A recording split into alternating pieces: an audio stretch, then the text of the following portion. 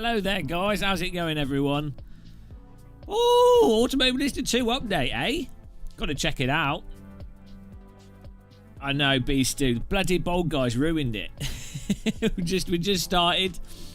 AMS2 just had an update. Thought I'd check it out. I'm also testing some new settings here. Well, I did a lot of testing yesterday. So, Big Red Racing, yeah, best game ever made, running over the sheep. In order to test this out, we are going to be doing some multiplayer racing. But yeah, they've done supposedly done some updates to force feedback, physics, a whole bunch of things. Hello, Gordon Lees. Hello, Tej Heller. Hello, Poods. So, it'll be interesting to try out. But check this out, guys. The live stream is probably going to crash and burn and blow up into flames. Because we did do a lot. I've done a lot of settings adjusting. Thanks, Rick. Is that sarcasm? So, let's see what happens when I push this button. Will it be a huge error? Even my stream deck is... I've glued it onto my sim rig different to what we were doing before. Everything will break. Hello, Damon Allen. Oh, there it is. Put the face cam on. Oh, no, it's broken already. Oh, no, there we go. No, that's broken. But that's kind of working. It's half broken, half working. Can't expect everything to work. Hello, artist Matthew Harvey. How's it going, man? Wow, look how clean it is. Should be, you know, nice and clean. Nice and clean. Right. Just remove the wheel from the desk. Oh, no. Wow. Right. I'm going to make sure the settings are all working first. Anti-stall's broken. Chat's just small. I've just made the small chat there for the people that want to see it on the screen, but I don't want it taking up too much space. It's just like it's a little chat box. Nice little chat box. Let's just test this out. See if this works. Controls and everything, and then if that works, we can do some racing here. It's all about the MCR though.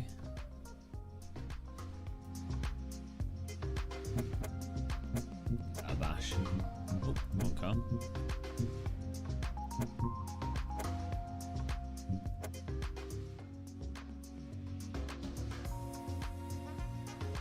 Oh, I see. There's a... I see. That's weird. There's like a secret chat's come on the screen. That's weird. Hang on, let me get rid of that. The secret chat has appeared. The mysterious half-cut-off chat. Ow.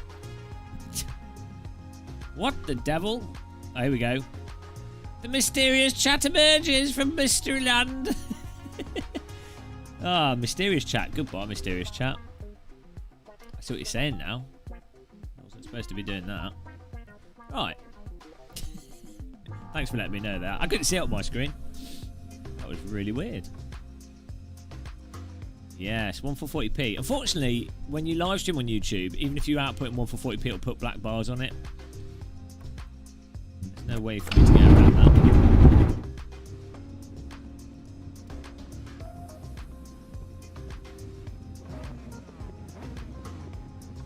Yeah, it'll be interesting to see. I think they just keep improving it bit by bit, you know.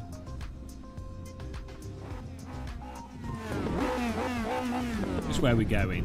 What track did we load up? Nurburgring. Did we load up Nurburgring?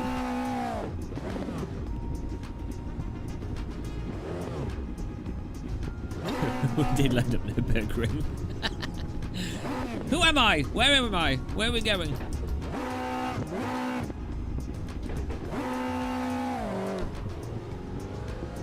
It's distracted by my chat room there.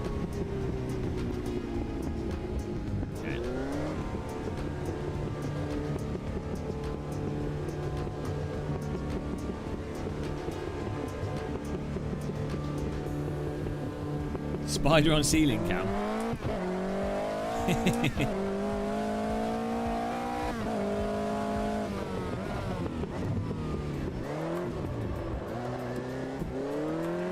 Why it might have made this a bit more pokey. A bit less slidey. Well, the force feedback might be a bit tighter.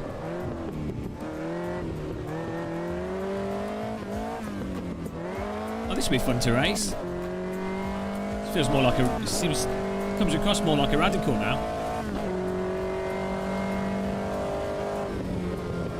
Whoa! Okay. This the rear is more loose than what I remember.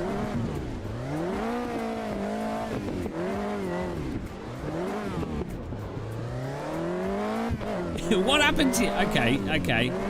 Well, this is gonna be fun to race.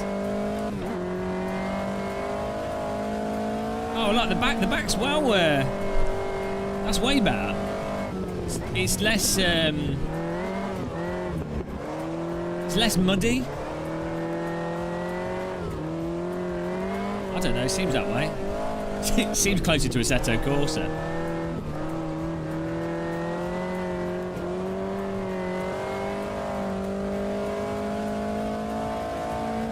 Hello. Hello, viewers. MCR is really good.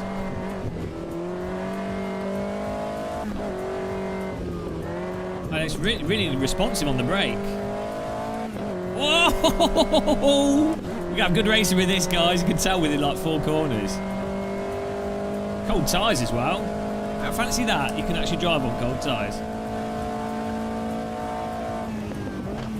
Squonk. Well, yeah and no. The problem is with the old layout is there's just so much stuff on the screen. And realistically, and I know, so right, I get it.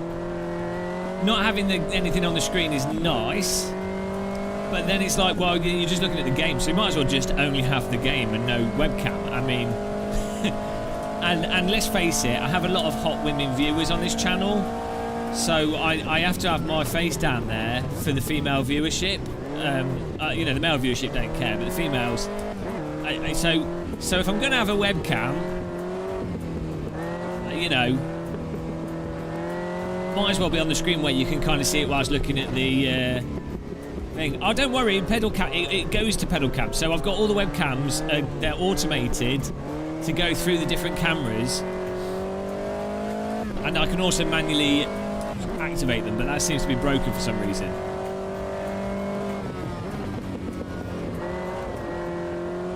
It's the ultra wide of my monitor is the res.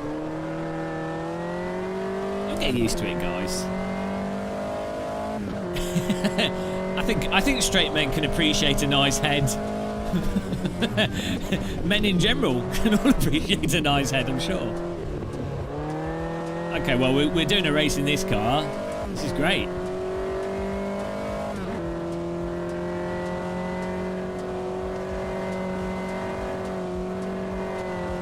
I wonder if... yeah, we'll see how it goes, you know.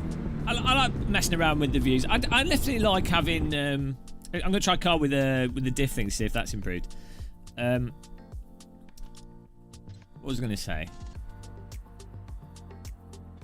Is it still buffering for you, Poods? So that was the other thing I wanted to test, because this is using the other YouTube codec, which some people are having problems with buffering before. Well, I want to try some basic cars that will be fun to that we know that are good for racing ourselves,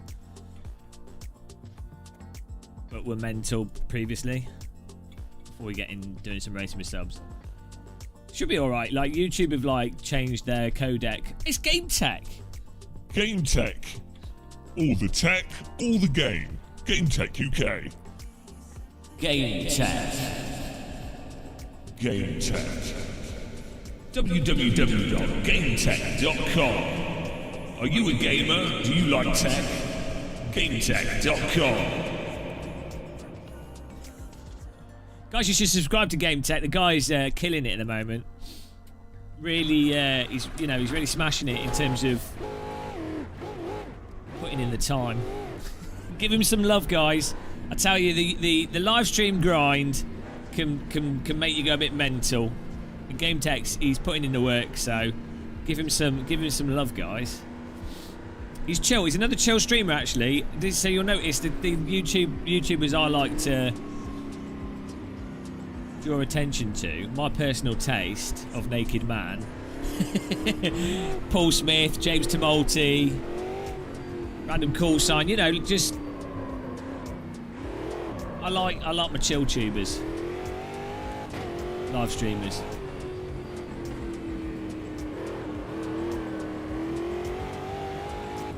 GameTech UK. Okay, we're still not getting lift off oversteer. Throttle oversteers there massively, and this car's very controllable on the throttle. There still seems to be like no lift off oversteer. Like, again, still lock diff. But that MCR seemed nicer to drive. I mean, I enjoyed it before. It's weird. I wonder what causes this lack of lift off oversteer. We'll fiddle with the diff settings. See what, the handling seems tighter though out of the box. Less abrupt. Like, it's very responsive on the throttle, but it's very progressive. Like, it's immediate and progressive. That's what you want. You know, you want it to be... The definition of the best possible car would be a car that gives you as much control as possible, like, is as responsive as possible, as quick as possible, but is responsive to your inputs. Like, so it's snappy but based off what you're doing, not snappy or dull based on what you're not doing, if that makes sense. Yeah, that's always it's always entirely possible, Zoris. But I'm basing that partly on my previous experience.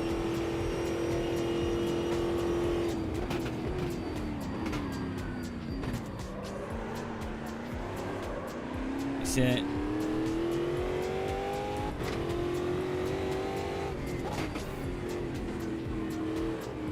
It's weird out because you turn it, like, if you play other Sims, you turn in and you're like, okay, I'm coming off the throttle. You expect the back to trail around a little bit. And it really doesn't in this.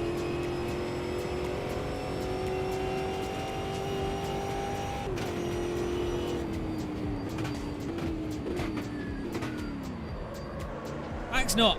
on the brakes, I don't think it's getting locked into that stupid slide thing, which is good. Like, you see it getting into a drift here a bit. Okay, it is still doing that. Yeah, because you want to, you want to be able to hold the slide a little bit, crab walk it out a tiny bit. You're being gentle, you should be able to do that, I think.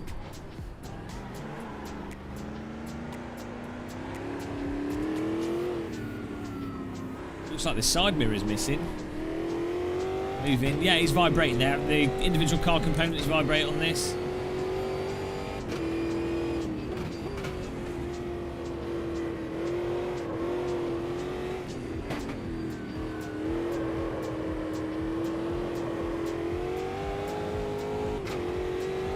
I don't think anyone understands the Madness tyre model. I don't know what it is with the diff thing. That's the one thing that is ruining cars in AMS2. Like, because it's a fundamental handling characteristic. Everything else is like, it's fun to drive. So just let's see if we open it up. We've got every cam, mate. Okay. So at the moment we'll definitely do a race with the MCR.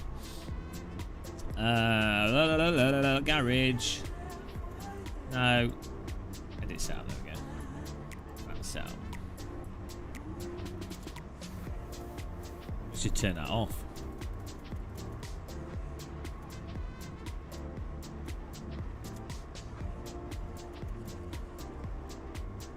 There we go. It should be as open as possible. Give me also Goodyear blimp cams where it's at. Yeah, I think the Reza can just keep improving things. They seem to be going. It goes up and down in terms of what people like and don't like. It's a weird one.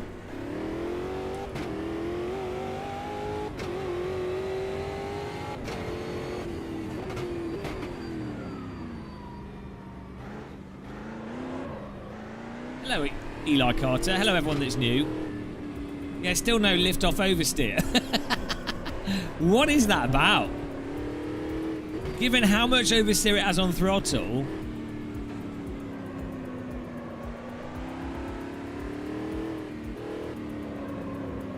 it turns in on the steering though. This is the Aussie V8 car.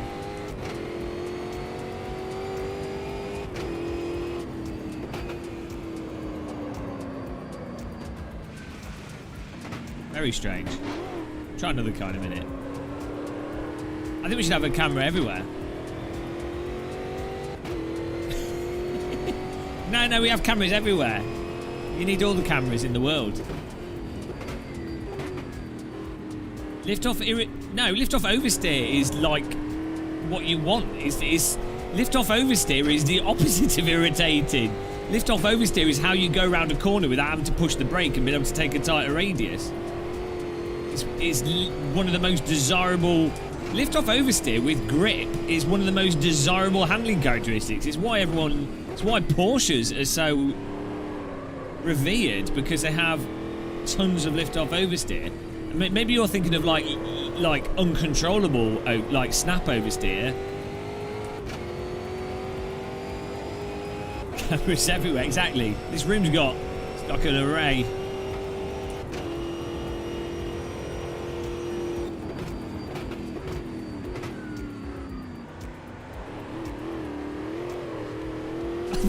The throttle oversteer is like mental, like really good fun, but I think it's over the top. But it doesn't matter because it's fun, so I don't care. But look, like on the throttle, it turns like straight away. Like this whole with this car is you drive on the throttle, but you can't drive off the throttle. I'm gonna try and like drive on the brakes a bit more.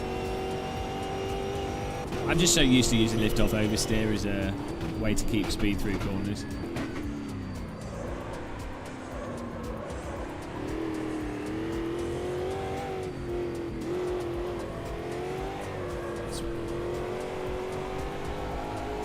It's I don't know about the sort of balance of the car for sort of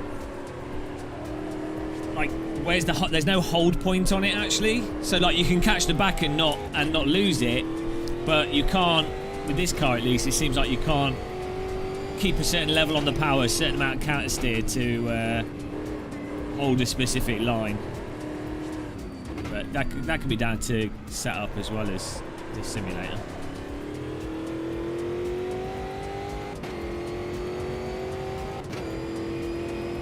Definitely, things seem a lot better than previously, though. I don't know if it's the force feedback seems a little bit more responsive, maybe, and the physics seem a little bit less mushy. You see how I'm having to put be a bit crazy on the steering inputs. It's like the car doesn't have a settled, planted state. If that makes sense, it's wanting to rotate. I mean, to be fair, I did just put the rear diff mental, but then with the rear diff mental, why are we not getting any lift-off oversteer? No, we just messed around with the diff settings. So yeah, I don't think they've addressed the rear diff thing. I think it's an issue. People disagree with me. I don't know. What do you guys think in chat? Do you think the rear diff is fine? Do you think the lift-off oversteer is fine in AMS2? Personally, I think it's the one thing that's holding the sim back, because I think the force feedback's fine. This is just based off one car, but I'm saying this based off previous updates, not this update. That's the one handling dynamic that seems totally missing. The force feedback seems quite nice. What other cars have we got? You know, there's applied to it. It's generally forgiving, which is nice, because a lot of sims fail at that. A lot of sims, they're like, you go over, like iRacing. Not with all the cars in iRacing, but a lot of the cars in iRacing, you go over the limit. It's like, well, that's it. Oh, here we go. We can try the Porsche Cup.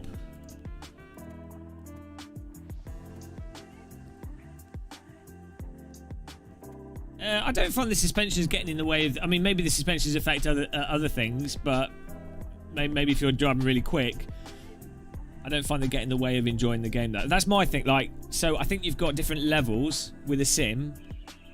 I think you've got like I would say the first thing a simulator really needs to get right are things that get in the way of actually just being able to drive and enjoy them. which is why in many ways a less advanced simulator can be better than a more advanced simulator, because a less advanced simulator is maybe not having to do as much, which means it can then be more consistent within its own model, which means it can be less frustrating to have less stupid things in it. Even if it's not got the depth or certain things, at least it's consistent within its own framework.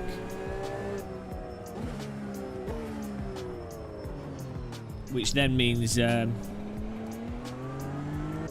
not frustrating to drive.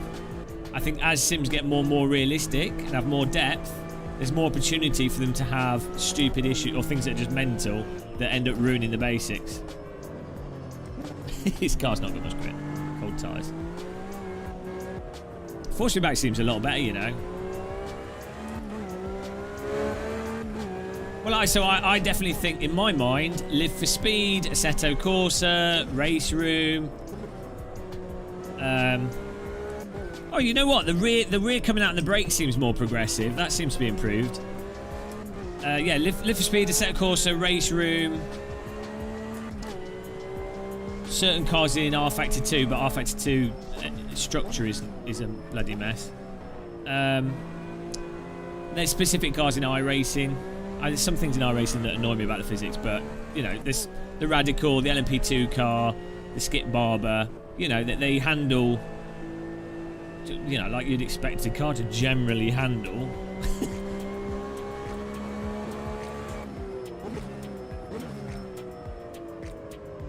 They've definitely mastered. This is a lot better, you know, guys. This I don't know. I feel with madness-based games, you have to turn the wheel more. So with Race Room, AC, R Factor 2, iRacing, you come off the gas rather than turning the wheel, and then the lift-off oversteer turns the car in. With Project Cars 2 and Automobilista 2, you need to turn the wheel more, and that gets you the additional turning. I think I prefer this version of the car to the iRacing one, though. I really don't like the Porsches in iRacing. Sorry, Porsche!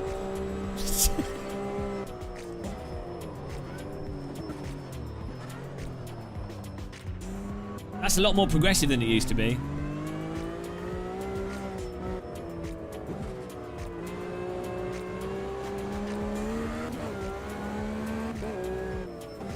Turning the wheel makes the car turn more. Yeah, but not once you... There's a limit to how you can turn it. So you know, as you turn the car, depending on caster, camber and everything else, and if you're all the other variables, when you turn the wheel, you'll get... If you've gone over the front limit, or... Well, if you've gone over the front limit, the car won't turn anymore. It'll just understeer. But also... You turn the wheel to turn the car more, but you can also choose between turning the wheel and putting more wear and heat into the front tyres, or alternatively, you could turn in more aggressively, which will put the weight on the car into a rotation, which will set it up into the corner. Or as you're going into the corner, you can lift off the throttle, which again, depending on the aerodynamics and depending on the loading and everything, will move the weight of the car, which will then cause it to turn in. So you have a huge amount of control without even using the steering wheel. Like, once you've got the initial turn, so the car's wanting to, like, it's leaning on its suspension or whatever, once you've got that initial turn, you have a huge amount of control on the gas and the brake pedal in terms of how that can affect the dynamics of the physical object. So, weirdly, that's... I'd say under the limit, iRacing does that dynamic really, really well. Now this is pretty good though. I'm not feeling the lift off oversteer, but the general handling's quite nice for this. There's definitely something's happened. It makes things feel a lot more. Weirdly, AMS2 it feels tamer. It feels tamer, but more responsive. Like. You would think, oh, it's more responsive, so, well, it's going to be harder to drive, and the car's going to be more active, so that'll be harder. But if you have, like, basic car control, as long as the activity is from your input, that makes it easier to drive. and more fun. So this seems like a pretty significant update, you know. Because we drove this car last time, didn't we? When we thought it was complete shit.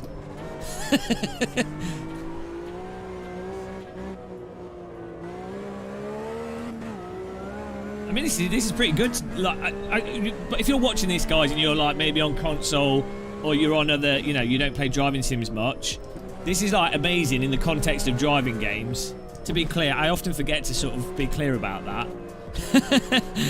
the problem is that I play driving sims for like too much. I'm like, you know, too much time in the best simulators. So when I'm talking about driving sims, I'm sort of comparing them to, you know, sims that I'm spending 400 or 500 hours, well, more than that, like thousands of hours a year playing them. In the context of driving games in total, I mean, this is unbelievable. So are all the other driving sims.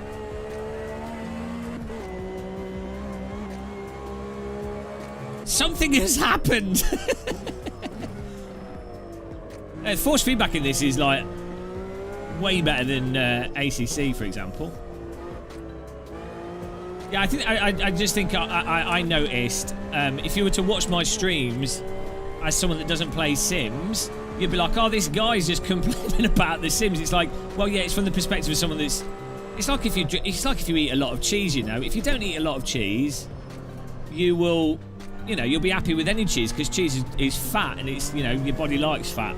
So you'll be like, why is that guy complaining about cheese? But if you ever go to like France and eat like really nice cheese and saucisson and fresh baguette, then you'll be like, ah, well, this cheese, this American cheese is filthy. I did read through the patch notes briefly, but I tend to like kind of ignore the patch notes, other than the binary things. Like, I'm not. The thing is, I assume that obviously the developer's not lying when they say patch notes. They're saying stuff they've done, but whether or not those patch notes, from a player's perspective, whether or not those patch notes are relevant or not, or what you're going to experience, is a separate thing. So I tend to sort of look through them to see what the main things are, but then just drive it and work it out for yourself, and then be the decider. And that's what I definitely. There's a last thing in the last 2 years where sim developers are like, right, we write the Bible of patch notes because, well, look at all the work we've done, and they do a lot of work. So fair enough.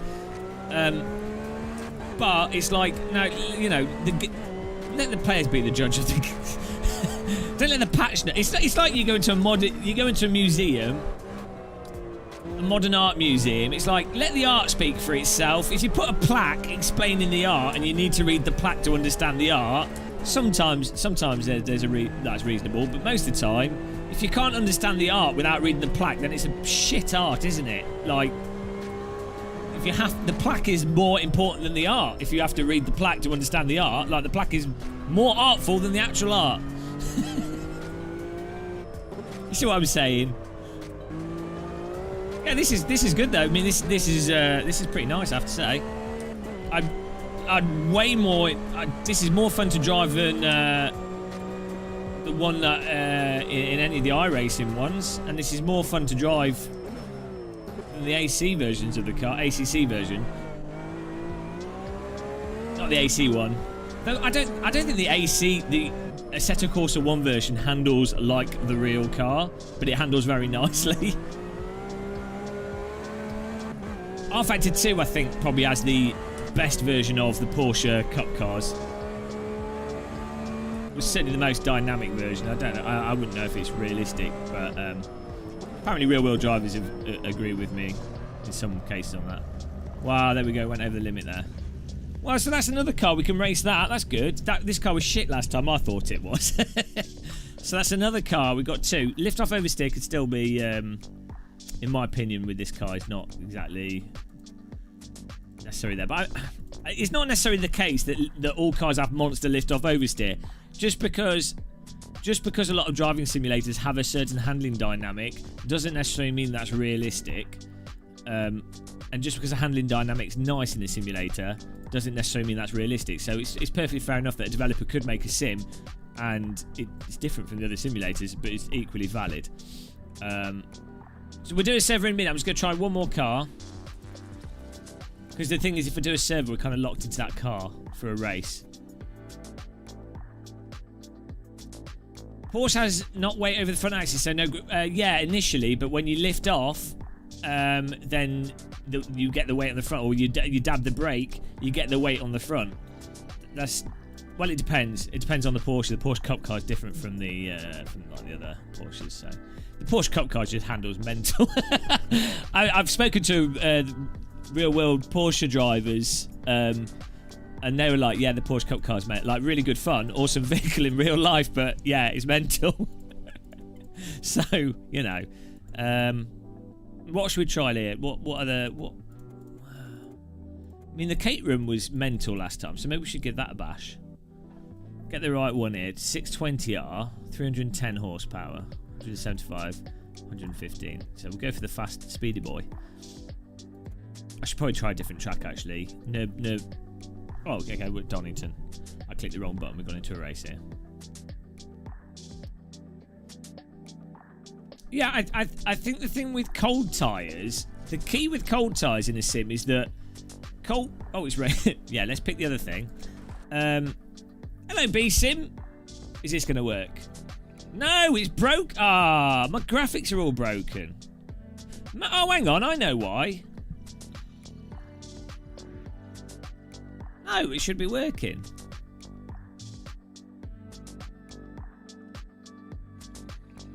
Okay, I don't know why it's not working.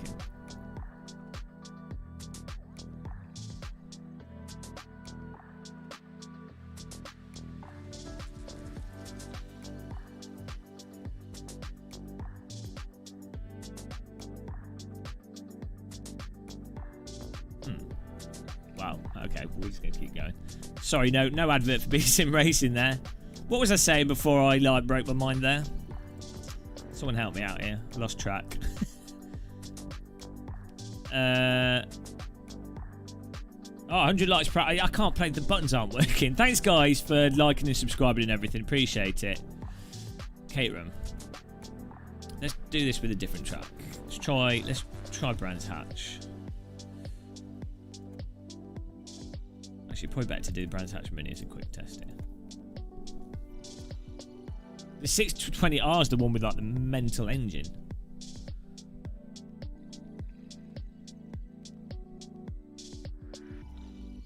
They need to get an aerial atom in this. That was really fun in Project Cars 1. And they took it out of Project Cars 2. You feel disconnected from the road, like you have very information. Well, ACC has like no information. I mean, do you mean like suspension bumps? What wheel are you using? ACC has a lot of suspension bumps, if that's what you mean. So a lot of what makes people feel connected to the road surface is the steering, like jolting and bumping from the road undulating the suspension. That makes them feel like, oh, I'm on a road.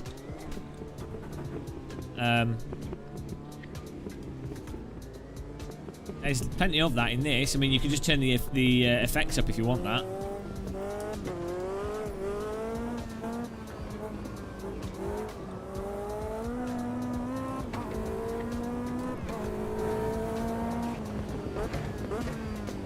Yeah, so again, I'm going to move the brake bias back. See if it... Oh, no, there's no brake bias options. It's like the lack of lift-off oversteer and then sudden snap oversteer from the brake. Oh my god, chronic understeer on the brake as well. Maybe we can change the brake bias in the pit lane. What can we do? Oh, here we go.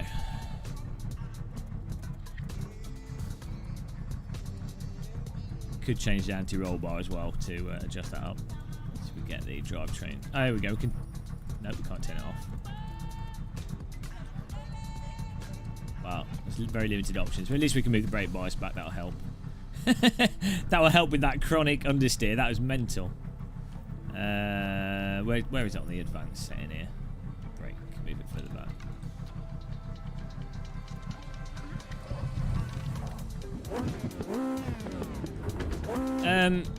The force feedback issue with ACC is it has no seat of the pants force feedback. And that's the force feedback for like the load of the vehicle into the corners, which AC has a ton, R-Factor 2 has a ton, AMS2 has a ton of it. And you need that as a constant like range of force feedback You can drive without it, but then it's like one of the most important force feedback cues for a sense of grip speed, car load into the corners. It allows you to drive. It helps you drive smoothly, and it helps you to preempt what the car's going to do, just as G-forces do in real life. Like in real life, you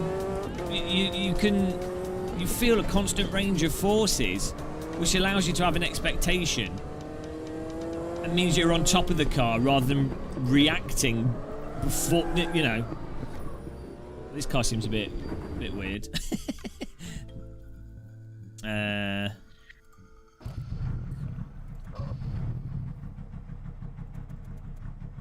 go mental on the brake bars. Yeah, use iRacing's the same as ACC out of the box for the most part with most of its cars, but IRFFB gives you that seat of the pants. Even BMG has a bloody seat of the pants option. It's not like a... it's not like... Even Flight Simulator, even X-Plane 11 with my force feedback joystick has a G-force option, which does exactly the same thing.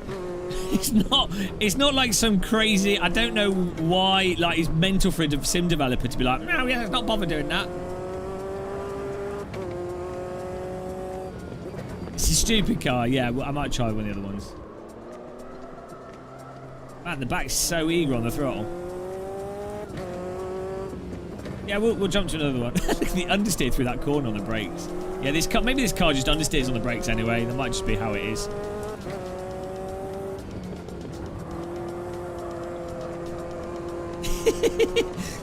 Whoa, okay. Gee, wow, fuck that car. Yeah, I'm not... If the car drives like that in real life, I'm not risking the insurance on that. Never getting in one of them. Jesus Christ. If it drives like that. Okay, let's try this one. Caterham Academy.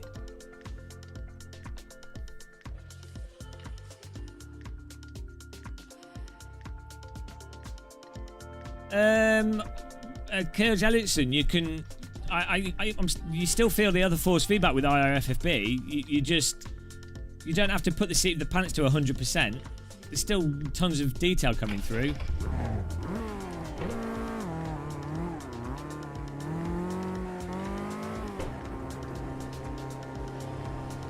Here we go. Let's see what this is like.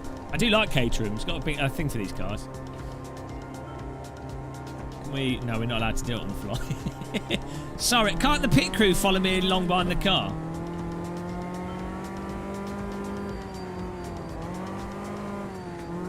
This is like way more, obviously slower, more progressive.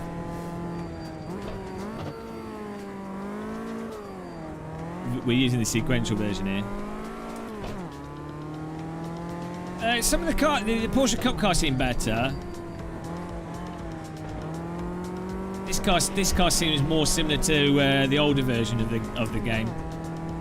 In the sort of smushy handling dynamics, but the tyres are actually cold at the moment, so sort of smushy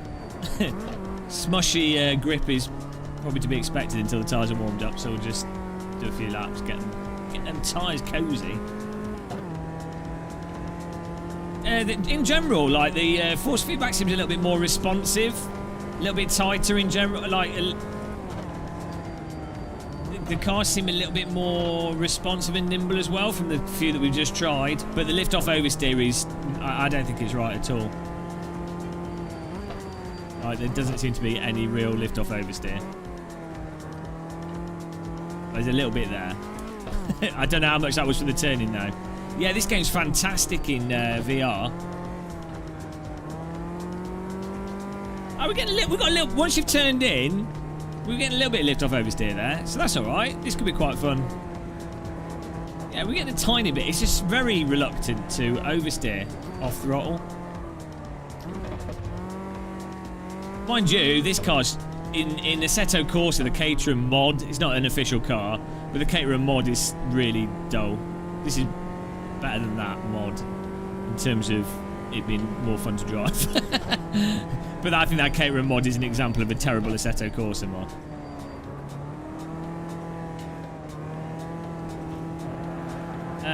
ACC is terrible in VR because it just doesn't run fast enough. iRacing is good in VR. The AMS2 is probably one of the easiest games to run nicely in VR, to be honest. Like, in terms of simplicity and out-of-the-box VR, AMS2 is probably the easiest all-round. Runs nice. You don't have to do anything. AC is the best all-round sim in VR in the sense of, you know, when you combine it with all the content, how nice everything looks, and you still get very good performance and everything. But you do need, with original AC, you do need to, you know, you'll need to get some mods and stuff. Like, it's not out of the VR's in the original game, but the general, it's not an out-of-the-box experience. So, you know, like if you're a new person to Sims, and you've got a VR headset, and you know you don't want to be overwhelmed. Like maybe you've just got a new steering wheel, like you're totally new to it. If you're coming in it from that perspective, then AMS2's really, really good as a sort of introduction to VR in a sim, and it's likely to run pretty decent on your system as well. Whereas iRacing is weird. For the most part, it's great, but sometimes some of the tracks have poor optimization in certain parts of them. So some of the tracks in iRacing, and also when there's lots of cars on the screen, it suddenly tanks. You're like, oh bollocks! Got to do a race with like stuttery VR.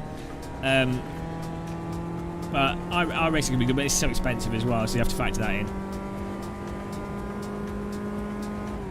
I always get a fantastic sense of immersion with the lighting in AMS2 and Project Cars 2, obviously the same graphics engine in VR. I was always a big fan of Project Cars 2 in VR.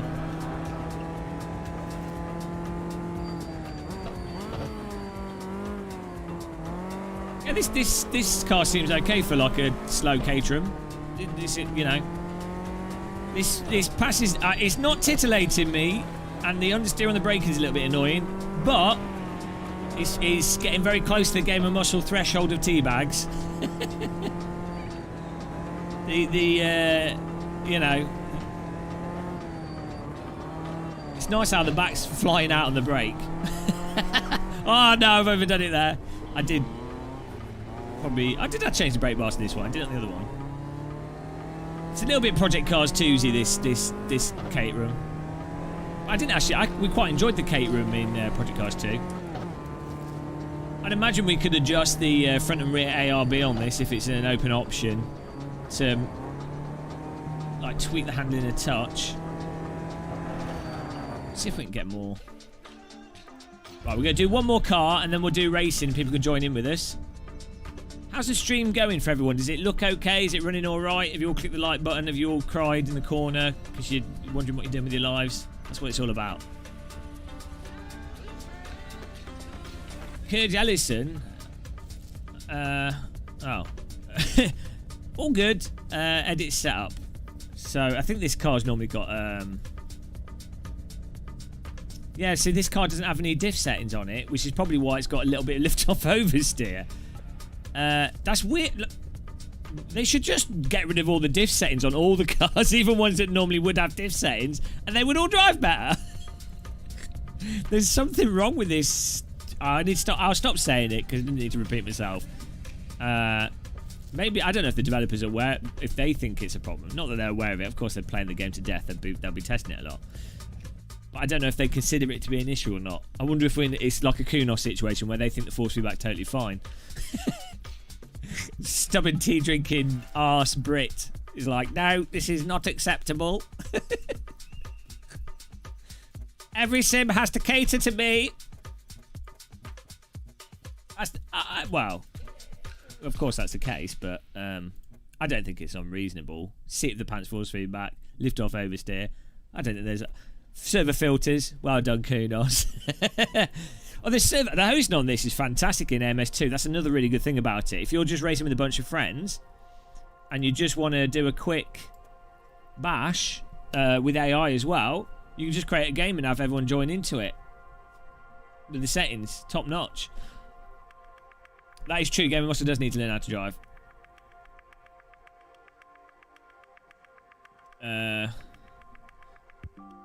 Oh, okay. Reza says Reason says it's not the differential in itself, but another parameters of the driveline, so it would take time to fix. Because okay, fair enough.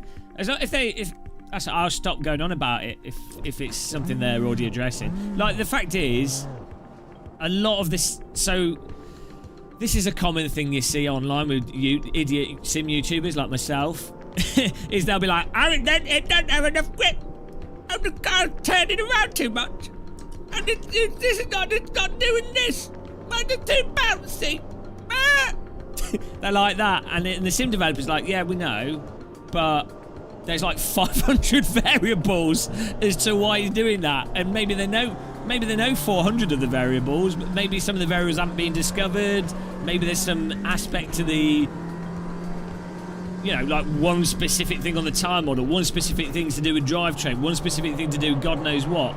Maybe it's like some stupid issue with the graphics engine causing some knock-on issue somewhere else. You know. So, it is really annoying when you're a games developer. Oh, this is good. It's really annoying when you're a games developer and people keep pointing stuff out to you that you already know. Which I have done a bit of games development, so I'm aware of this. And I know how annoying it is for developers. But... so any game developers watching, I'm sorry, but I'm not sorry as well. Because, you know, I'm an idiot live streamer, so got to complain. That's what we do. Okay. That's a good point. Should be using the H pattern for this. Oh no, is this one? There is a sequential one. Is this the H pattern one? It looks like an OMP Trecento wheel. Hang on, this car actually got my steering wheel. Oh no, it's like the it's very similar. I mean, it is. It is basically the same wheel. It might be the Momo wheel. Momo, is it Momo Mod 30? Has a similar thing to this OMP Trecento. But look, it's exactly the same. Pretty much the same. Anyway, pointless. Pointless details. It's just weird. That's really weird when you do that in VR. When your kit in real life lines up to the in-car kit, it's like mental breakdown. Hello. Oh,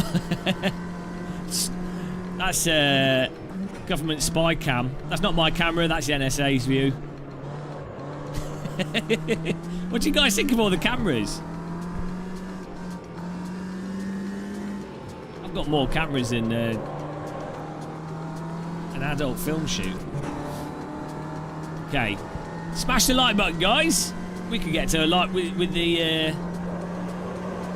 Oh, that's nice. So this car on the throttle's way more balanced, as you'd expect from like the junior cars are designed to not kill the passengers because parents don't like the kids getting killed.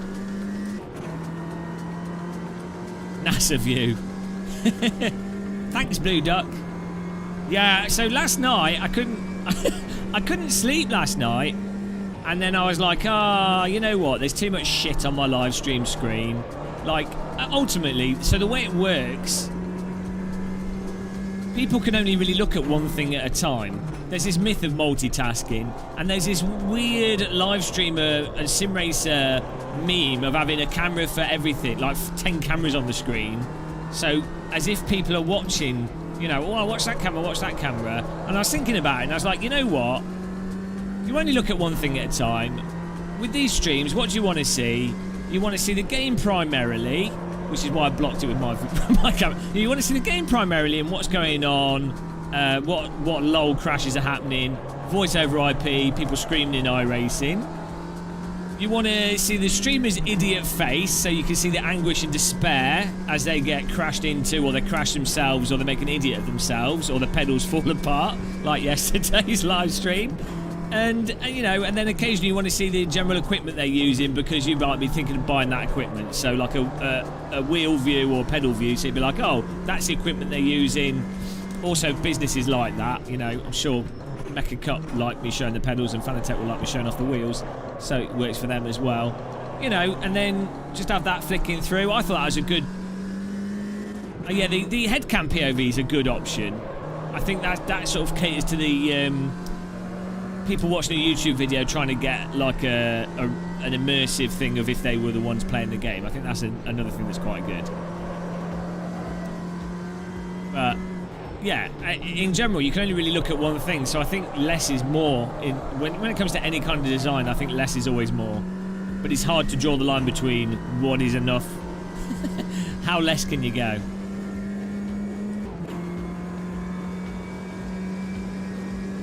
I see, look at that. We're getting positive feedback. So I'm going to go back to the old view because I can't have people enjoying stuff that I do. This is going to be fun to race at this car. So it's bloody hell. I could just be being really tired having not slept much. Because as I say, I was up till 7 in the morning pissing around with OBS settings and then YouTube stuff. So maybe I just got brain damage. Yeah, sports are normally interesting. Dave, but then you then dividing stuff up. Do a server. It's bedtime soon. Okay, Thomas. I will do one for Thomas. Thomas Schmidt. We'll do it. Do it for He's like a legend, Thomas. Kettle cam is illegal in the UK. Let me just double check the settings here, then we'll. So we might as well do we'll do this car as a race first. So I know this car had limited slip differential, and this seemed to have a little bit of oversteer. Maybe I was just driving it more on the throttle. So maybe they have improved it a tiny bit because that I know did the Caterham have a lot one? I can't remember. You know, it's not annoying. This car wasn't annoying to drive, so that's that's where I draw the line. Is the car annoying to drive? That's all that matters. Wreckfest, cars aren't annoying to drive. They're a little bit understeery. Richard Burns Rally, not annoying to drive until you get the bug where your car breaks down in the hardcore mode at the end of the game, so you can't win. You know, Trackmania, really effing annoying, but good fun. It's fine. It's consistent. Forza 4. But a lot of people going, oh, Forza 4, it doesn't work well with a wheel, but it does. Like, you just have to run low wheel rotation. That's a weird one with Forza 4, and I should probably do a video on that because I constantly come across people going, oh, Forza 4's terrible with a wheel. Forza Horizon 4, it's awful. It's like, we played it for like 40 hours with a wheel, really enjoying it. You just have to set it up right. Don't use the simulation mode. Right, let's create a server here. Am I getting... I can hear myself talking. Shut up, Gamer Muscle. Oh no, it's the music talking to me. It's good talking in the music. 29, hang on, what was that? 29, 21-9 steam ratio. Still a Carl. Still a Carl, here we go. Still a Carl. Do you see what you've said there? You've just embarrassed yourself. Do you want me to tell you why you've embarrassed yourself? Can we all... Everyone in chat, ask me why Stiller Carl has embarrassed himself, so I can embarrass him some more. This is what people say stuff like this on YouTube channels. It's very much like that developer thing I was talking about earlier. Hang on, let's get the car selected first before we embarrass him. Where's this? What we've got, Janetta. Was it the Cup or the GT? It was the Cup, wasn't it? Yeah. Okay, I'm just gonna. Oh, I can't even show it. How can I show it? There's no way for me. No, there's no way for me to. Well, there is, but it'd be too convoluted. So I'll just tell you. The stream is going out at that aspect ratio. YouTube is currently warning me, please check the video resolution. The current resolution of 3440 by 1440 is not optimal. It's like, I know it's not optimal, YouTube, but you know what? If I go out of that resolution, it would be nice if you didn't put the black bars on it and you just put it out in that resolution like you do for videos. But YouTube doesn't want you to do that. They want you to output a 4K, 1440p, 1080p, 720p. Otherwise, it puts black bars on it. So...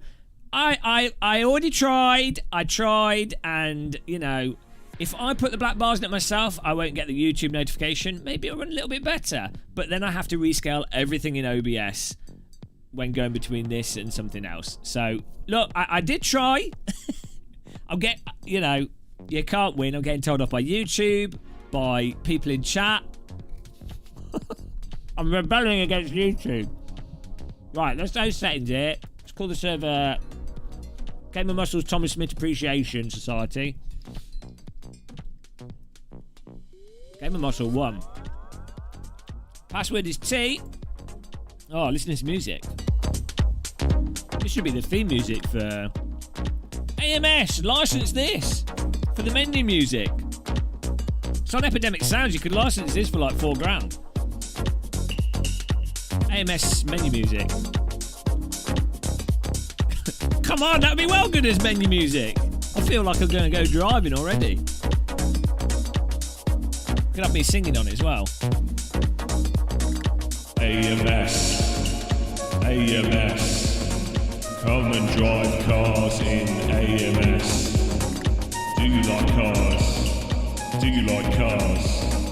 Drive your cars in AMS 2. Welcome to the menu of AMS 2. We all like cars, yes it's true. We're driving online, offline, AI, single player, multiplayer. I can't sing and do settings at the same time because my brain is overloaded. I think that's a good menu song there. I think that's what they should go with. One thing at a time. Is everyone stoned right now? I feel stoned. It's what happens when you don't sleep. Right, bloody settings. No, we want clouds because I'm miserable.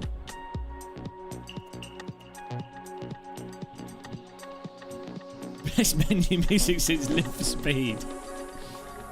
I think they could do that. Start time 9 AM, 8 AM. Session settings, qualifying. Oh, have they changed the thing where you don't need the DLC to join a session? Because that'd be really good. They were suggesting they might do that, and that is a capability in the Madness engine. There might be business reasons why they can't do that, but. What I forgot. Oh, we got mental settings from last time we were playing. Oh, not yet. Okay. We got AMS2 developers in chat. You can punch me at SimRacing Expo along with all the other developers. It's fine. Assuming it's going on this year. Hopefully it is. It'd be nice if it was. Maybe that should be my thing at SimRacing Expo. I can set up a stall. So all sim developers and motion rig manufacturers can throw like vegetables at me. That'd be good. Or all viewers that hate my channel. All the people I've crashed. Yeah, it's got loads of wear there, Blue Duck. Get on it. What track should we start with? We could start with Brands Hatch, but that seems a bit cliche. Is there Alton Park in this? I'm pretty sure there is. There we go. They need to do the... oh, they've got it. I was going to say they need to do the Alton Park Classic layout. Yes. We'll do 5 laps is fine, won't it? So, host settings. That's right. Realism settings. That's right. Opponent settings. 24, 25... 23, I'm just saying random numbers, identical, off, human, AR, yeah, there we go. That's good. I think we're good to join here. You guys ready to join? Type joining in chat if you're going to join it. Pow.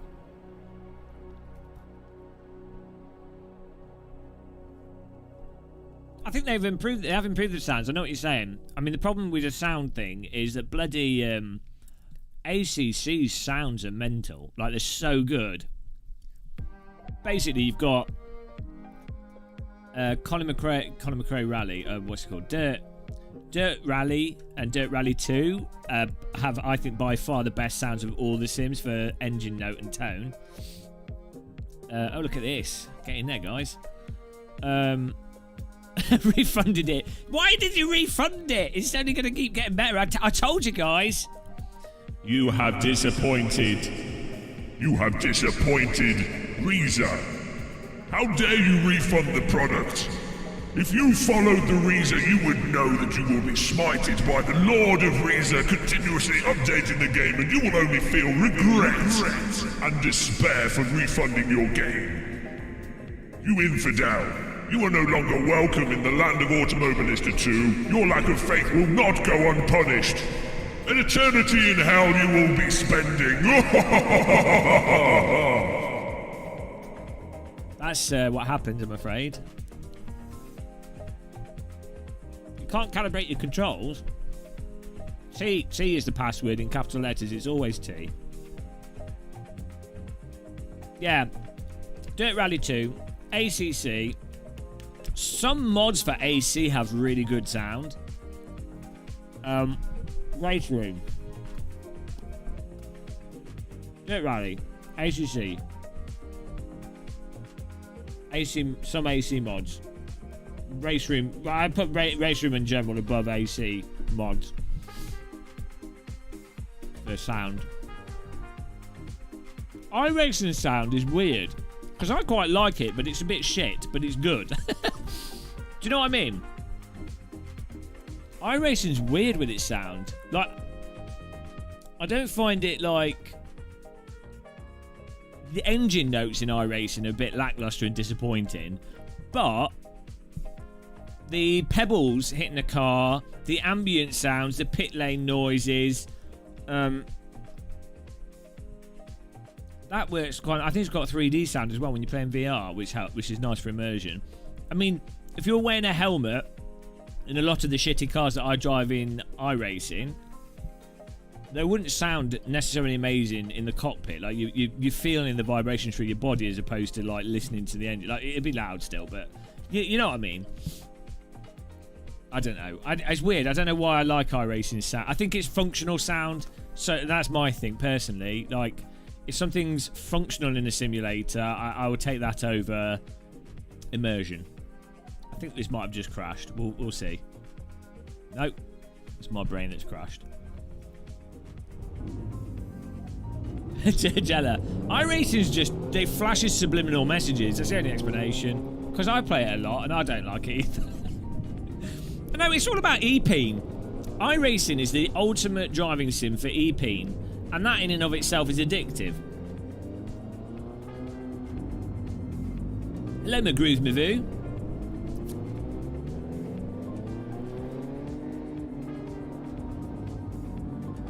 Here we go.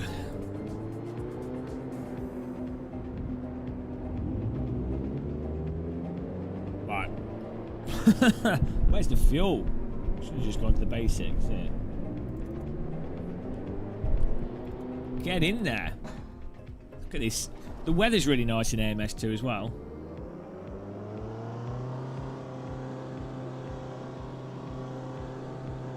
I quite like the Ginettas. We were driving it in 8. Oh, should I be in? Oh, well, we're using it sequentially. I should be on light sequential on there. Yeah, we were driving the Ginetta in AC. It was the faster one, like the GT4 Ginetta, I think it was.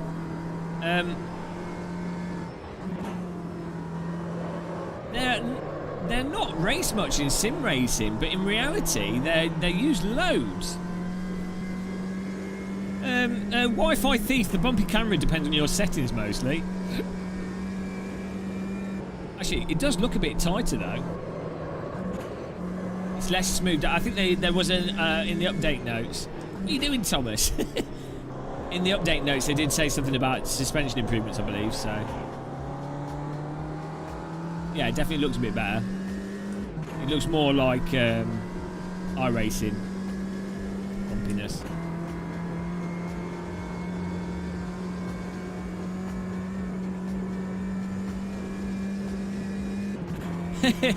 Well, we could try the Group C stuff, but you know it's going to be mental. Jesus. What? There's literally a car upside down. X-Long Jeff.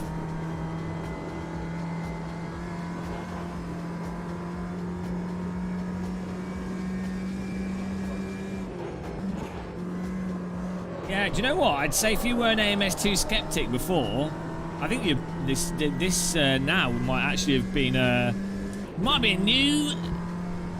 I can show you the world. That was God singing Lion King. That was the wrong voice. This might be a new Leaf. Animal Crossing, new Leaf.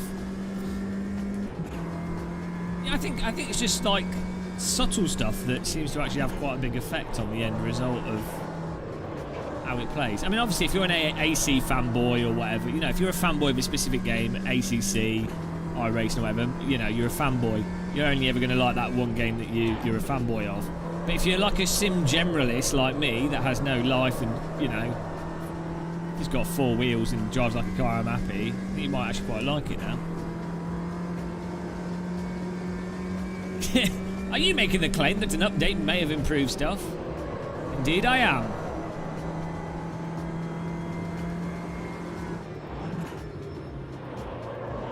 Shadows, have they changed the shadows of the cars? Contact shadows.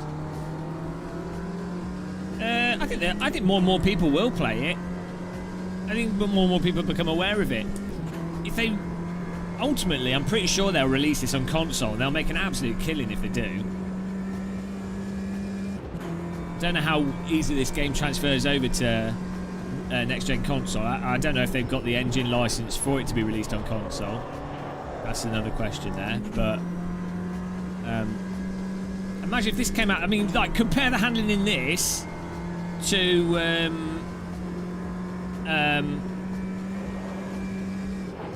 GT Sport or F1. It's like on another level. I you know what, Reza, I really actually are working their magic on this. As I always say, my people are like, oh, why are you like weird with Reza? What's wrong with you, Gamer Muscle? Why have you got a weird Reza fetish, despite AMS2 being a little bit funky at launch? And I always have to say, because they always keep working on stuff, and they drive their content in R-Factor 2, drive their content in AMS1. R-Factor 1, most of the cars in the original R-Factor 1 were utter shite. At the time, R-Factor fanboys were like, that's the best simulator. But the cars were shite, let's be honest. They didn't drive like cars. It was worse than iRacing in many ways. Absolute shit. And Race Room was okay. Not Race Room, but Race GTR 2 and Race 07. Yeah, Race 07 in before that. Race. I don't know which one it was. But they were okay. But the Reza cars for R-Factor 2 for R-Factor 1 were really nice.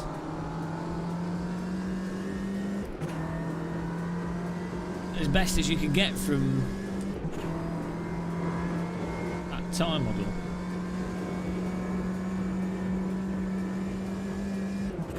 So yeah, maybe Automobilista 2, not the Sim of 2019. maybe Sim of 2022 or something. Oh, too much brake, mate.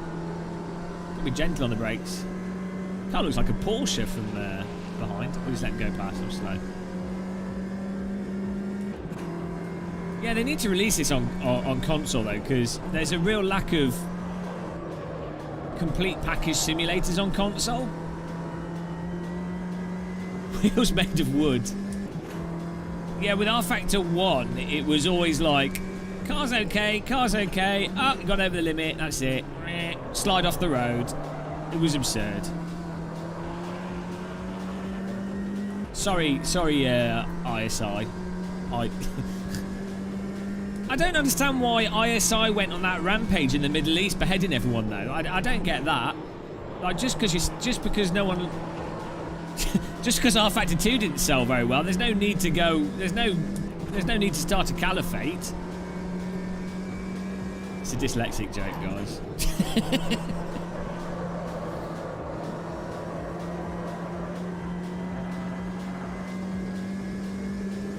Ironically, dyslexics in chat probably were like, what?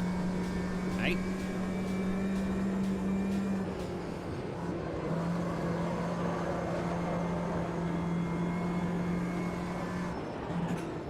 Very secrets in first place here. What's with the new update? Yeah, it's like a nice... we've just said a few times. You can rewind. But yeah, no, it seems like a nice update. Sim Racing Jihad.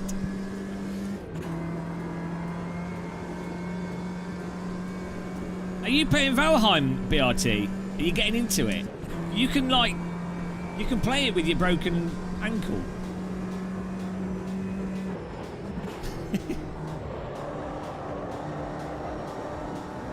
discovered AC after I tried ACC. I was a Project Cars 2 fanboy. AC, it is.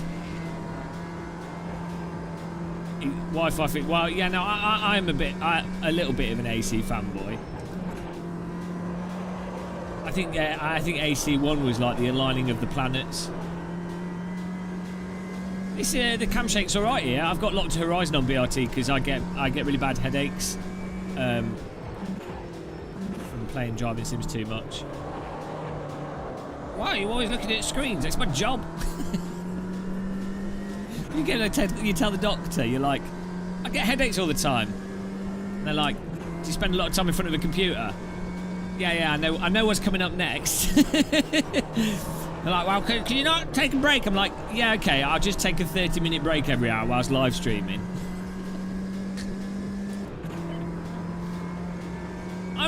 Richard, I'm saying other people should play. It's not the type of game that I enjoy, but it's the type of game that BRT normally likes. Have you tried it with this update, BRT?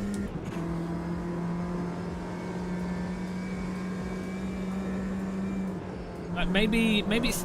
Did you try putting the lock to Horizon on? Just don't be old.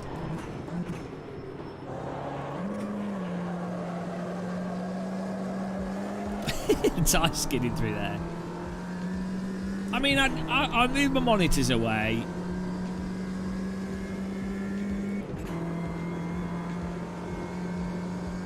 Are you filthy Assetto fanboy?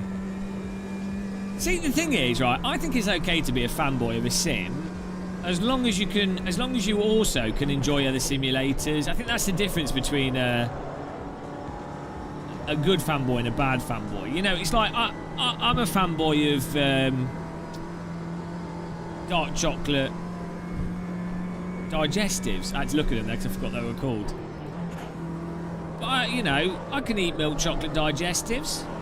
I can eat a bourbon biscuit. I can have a... Oh, custard creams are nice. Everyone's like, wants a biscuit now. You know, I can enjoy all the biscuits, despite dark chocolate digestives being... Well, we've got a bit of a fanboy thing for them. I can still enjoy the other ones. There's probably some people... I met a girl that didn't like chocolate, Richard. What is that about? Don't talk to her anymore. How could someone not like chocolate? They must have brain damage. It's like someone not liking DD wheels.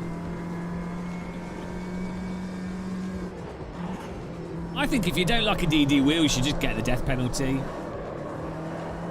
Shipped off to Japan or any country that still does the death penalty. Everyone's faster than me. All hackers. I hate people that are better than me at Sims, which is most people.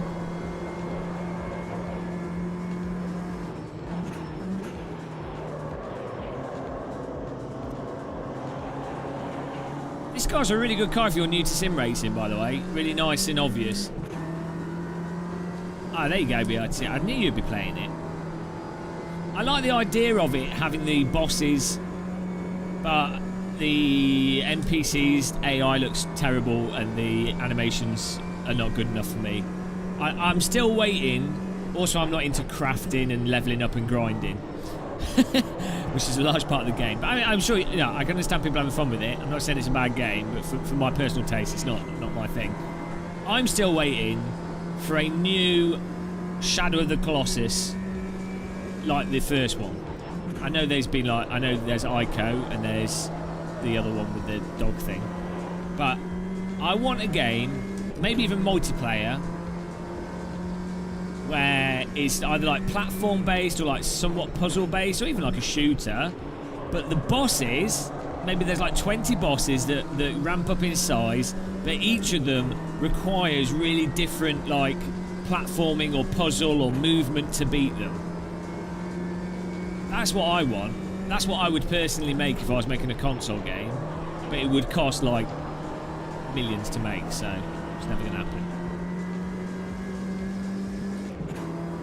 Wi-Fi thief. I don't know. You get good racing though, so I don't know. I mean, I really enjoy race room and iRacing, despite AC being my favourite in overall feel and everything. Half-Life 3 based. Oh yeah, also in VR, that'd be nice.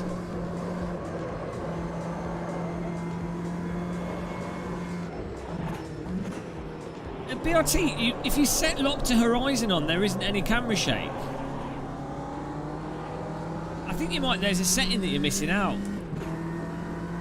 I played Boneworks when it came out, but unfortunately it had that bug in it where the save bug thing, where you would lose, like, you could die and lose equipment in places where you couldn't get it, so you couldn't continue the game. And Boneworks is just graphically, it's a little bit uninspired and it's a little bit janky. I think they polished it a lot after it came out, but yeah, it's too not polished enough overall, and visually not there for my taste.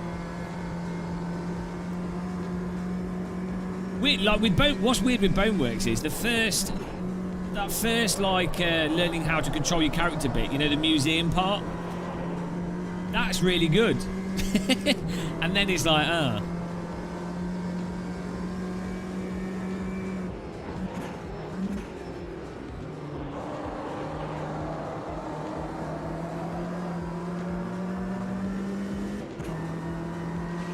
shit. Just hit the Armco there. Quite a few people probably do that.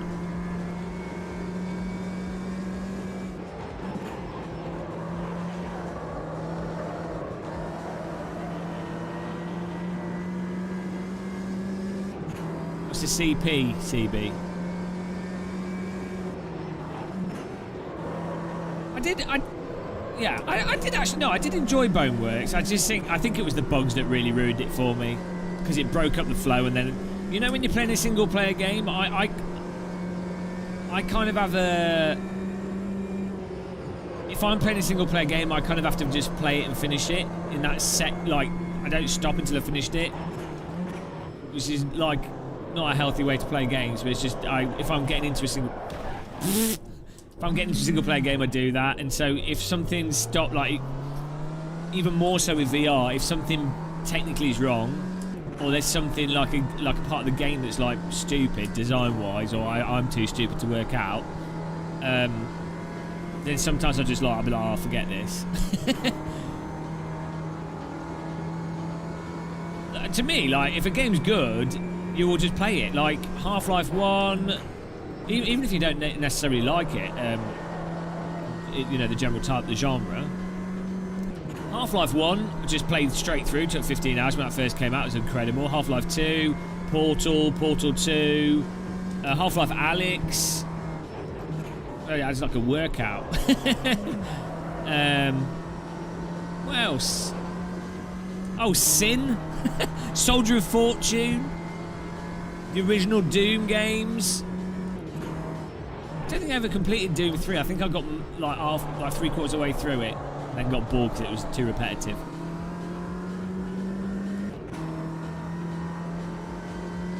Yeah, Poods. But then you end up on driving sims on the internet, which is a perpetual, never-ending grind. If you can't see the server, it's because it's full and we've now gone to a race session. 205 likes, guys. We're only 1 hour 20 into this stream. If all 400 of you click the like button, it will be an emotional time. Wi-Fi thief. I haven't, no. I can't really be bothered with it. I've not used it, but from all my understanding of it, it's kind of like there's no, over the valve index, there's no real point. Like, it doesn't have massive comfort improvements. It doesn't have massive weight improvements. It's got lower field of view. Resolution is better, but that's about it. Which might be crucial for some people, but I'm not laying off the VR headsets until maybe the new Oculus Pro comes out. Well done, Very Secret, Jill's Hom. Leonard G. He's got to win this because he's the ultimate Automobilista 2 fanboy. Is that Thomas Smith in fourth? Let's do the top 7 quality. O's, Alan, Safari, Denzi, Schlong Jeff, and some boobies. Edward Brewers. Seto Drifter, he's in the wrong sim. Hello, Javard. How's it going, man? Right, it's just a 5-lap race, so... you guys, I hope you're not doing the radiator cheat.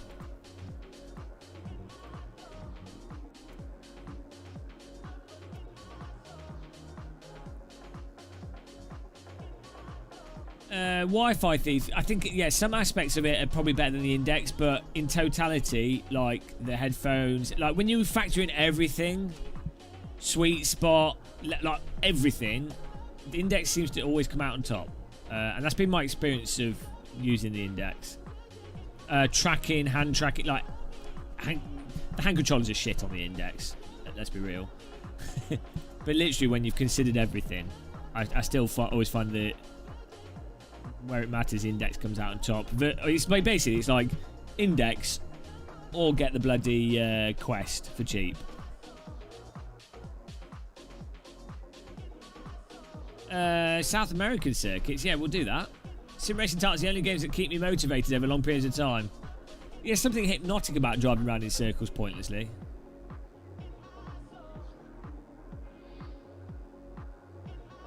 Nothing happens, and it's wonderful. Lots of tea drinking happens. Oh, hello! Look at the ceiling cam. This is so I can model my shirt. I better not do a live stream without trousers on and forget. I'll be like, shit! Oh, forgot! There's a new camera angle. Yeah, I like the simplicity of the Rift S and the... It's a shame they're not really supporting it any further, I don't think. Sinking Titanic time. Here we go, guys. Yeah, to be fair, when you consider the value for money of the G2, that is a big factor, yeah. So, it depends what you're using it for. If you're using it for driving sims and flight sims, then actually the G2 might make sense. But when I buy a VR headset, personally, I'm using it for all sorts of, you know, VR games as well. But yeah, so in the obviously this is mostly sim racing and flight sim channel. Oh, we've got two cars stuck together there. Hello. Thanks. Oh, we've got a car on a roof of another car. I thought they'd fixed that. Maybe someone's got a really high ping. Netco's mostly been alright in this, to be honest. They're like stuck together. What's going on there? Maybe that's just a visual thing.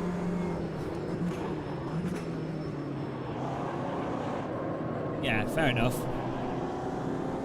The big problem I find with some of the higher res headsets is running them can be a bit awkward, even though you don't have to run them at the native resolution of the panel, so you still benefit from a smaller screen door.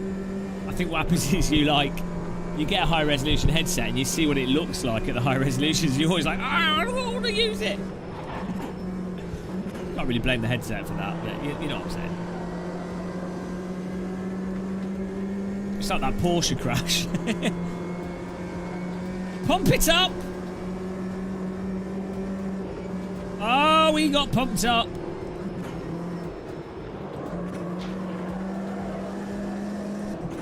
Nice racing here. Hello, Marwan Al Nafi. Confraid, yeah, nice update. Definitely worth if you definitely worth jumping on. Got it. Oh, bollocks. I knew he was going to do that. I got a really good run. So I thought, oh, I'll just hold it, but then he didn't catch it. No, I was like over the limit down the front. Bugger! Oh, okay, I'll just go let him go through because I haven't got any speed.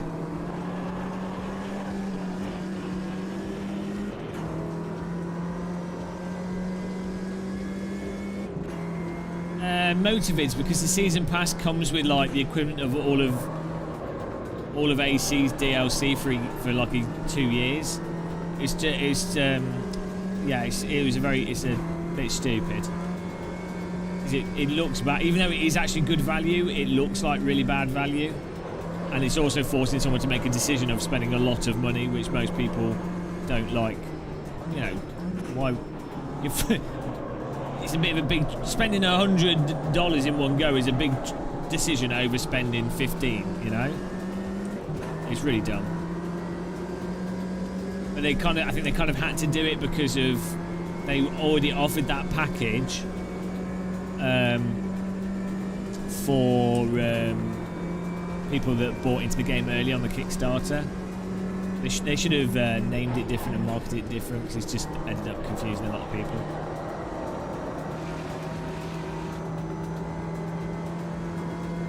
Yeah, this is the latest version of the game.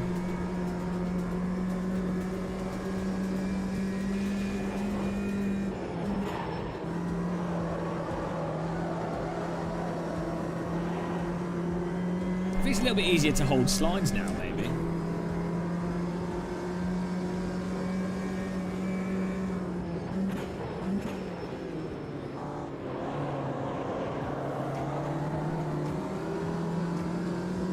These lines, we're flying, guys. It's nice. Look at the lighting as well. I really find it pleasant playing this. Like just the tone of the lighting. Jesus Christ! Snap oversteer there. The tone of things, the clouds, the soft shadows on the track from the clouds, which I think they're like faked, but in a really nice way.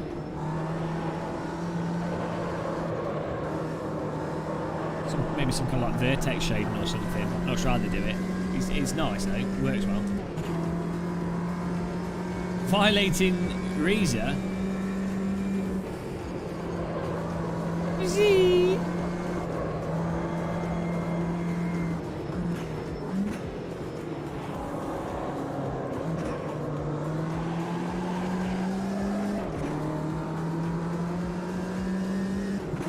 Yeah, I mean that's why I said like Quest 2 all round is best value, but you have the Facebook nonsense with it, which is annoying.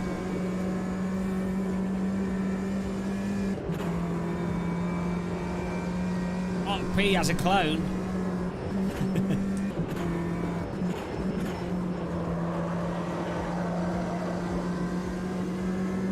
Don Payne, what you doing?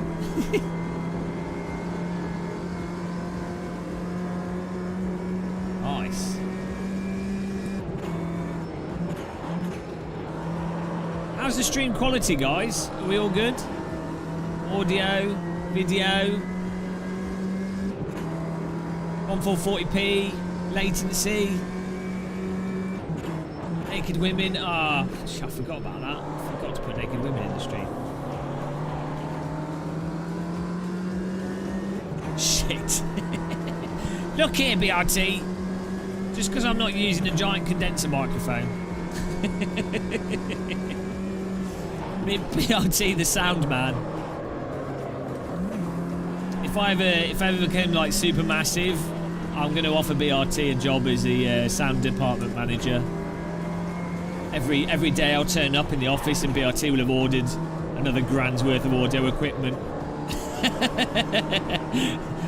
Alright, we just bought some 10 condenser microphones and a 50 channel mixer. Why did you buy that, BRT? Wow, it sounds 0.0000001% better than the previous setup we were using last week. Oh, thanks, BRT.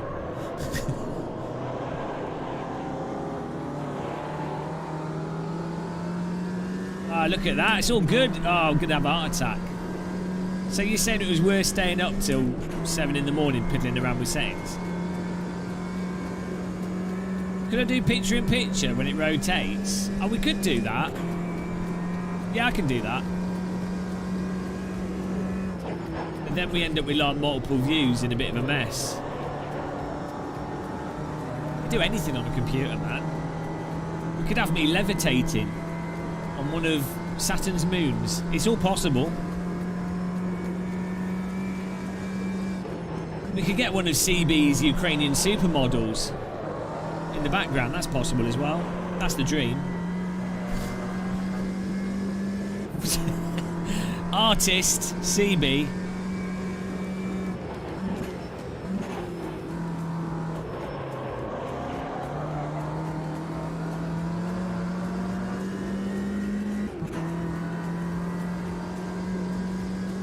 Pre-work Weetabix. Yeah, I think if I layer, I've got 2 instances. Oh, Jesus Christ! It's a little bit snaggy still. This. I've got 2 instances of the face cam. One is on the rotating. There's I'm using a thing called OBS scenes source switcher. She's really nice, and then I've got another one separate. The only issue is if I put it above the source switcher layer, it will always be there when my face is there as well. Unless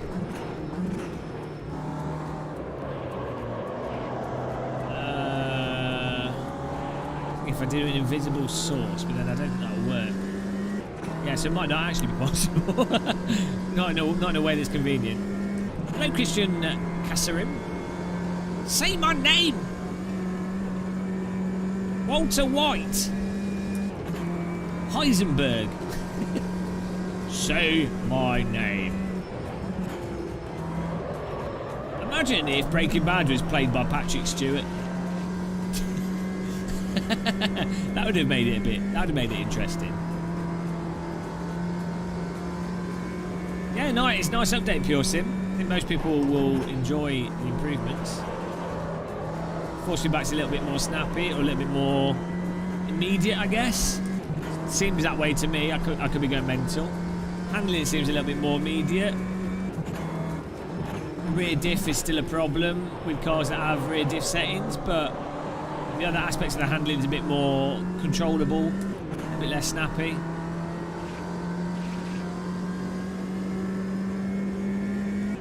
Oh, you're gonna photograph random call sign?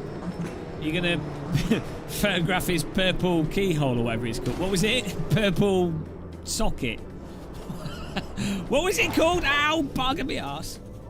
Ninja in the cockpit. We need to turn the hands off. Look. Fire! Whoa! Here!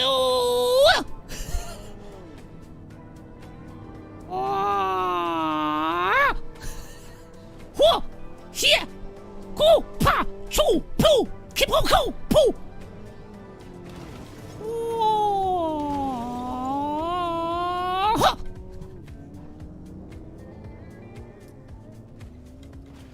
That's how it goes. Ninja.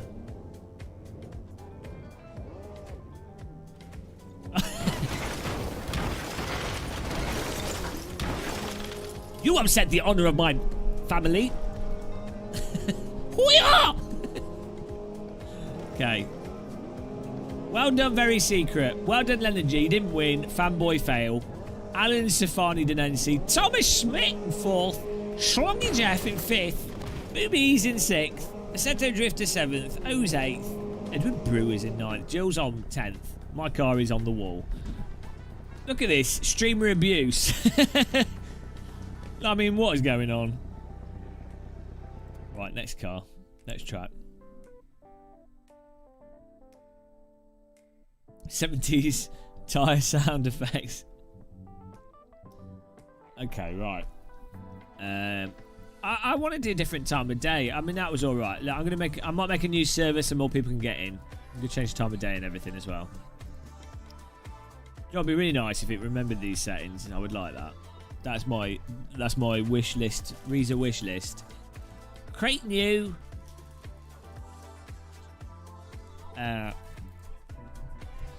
Gamer muscle. 2 1 2. Password is 2.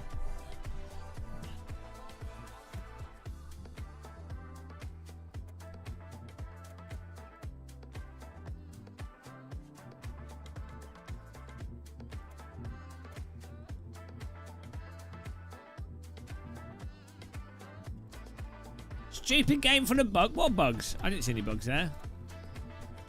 It's all good for me. We need more sunshine here.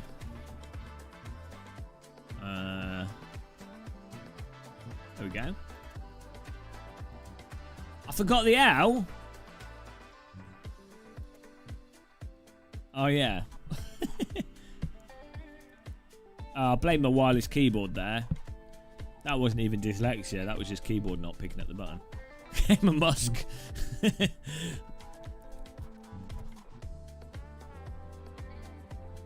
Okay. Right.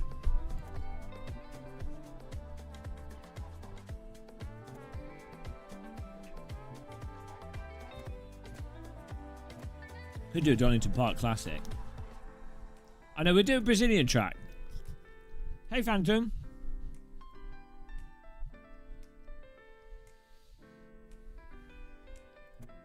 Do you know why, do you know why, do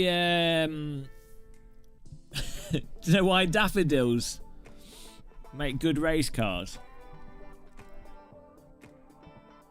Do you guys know why?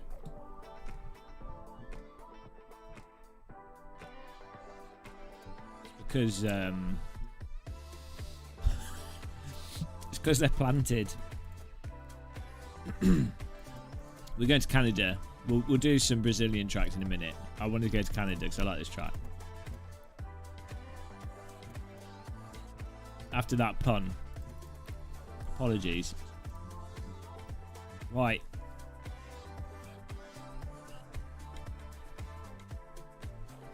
Ah.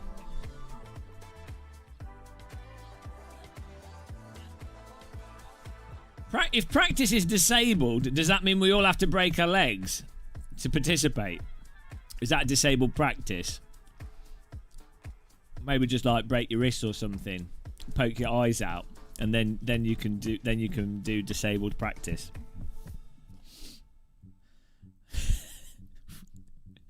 Dear. Disaster puns. GT3 is a Red Bull ring. UK does have some of the best racetracks, let's be honest. Servers up. Game of Muscle 2.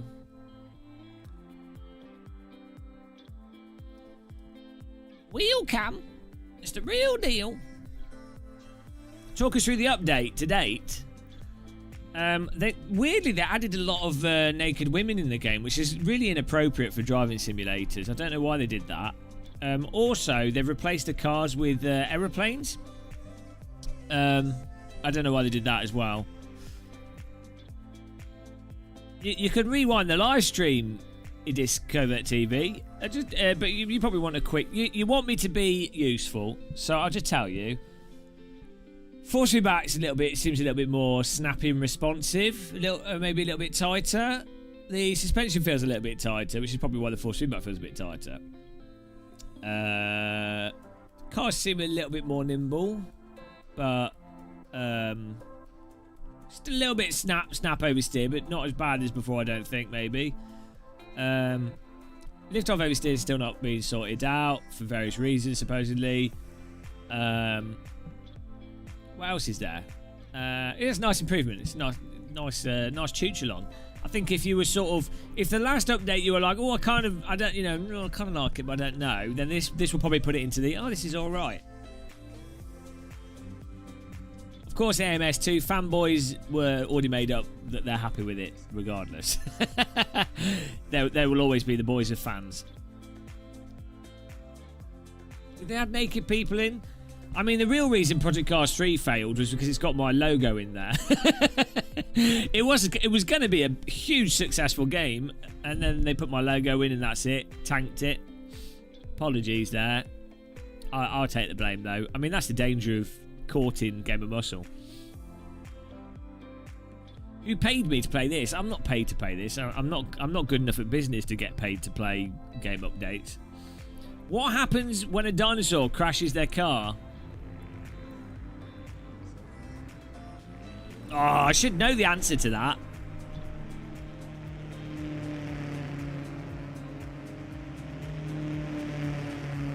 No, I can't think of it off the top of my head.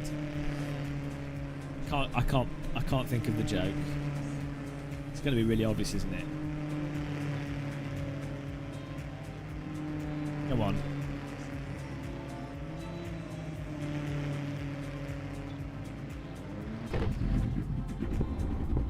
Hello, Royce Chandler.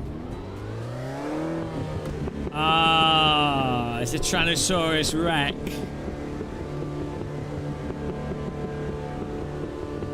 Surely the joke would be, what's it called when dinosaurs crash? Is that what you said? What's it called when dinosaurs crash? A Tyrannosaurus Rex.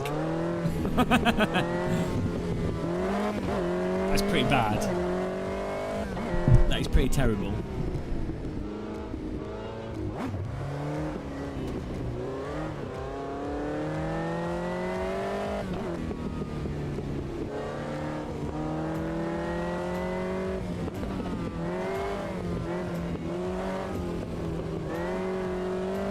Nice sound keep.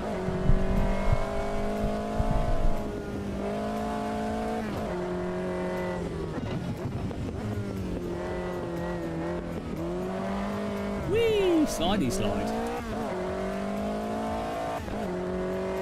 Hello, Jeff. Oh, what GPU did you get? Don't tell me you got a bloody 3080. I'll ban you from the channel.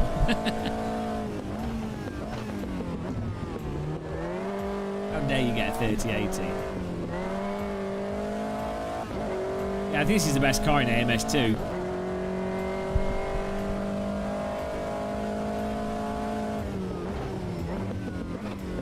Okay. Hang on, there's no such thing as a 3070. Or is there? I thought it was 3060, 3080 and 3090.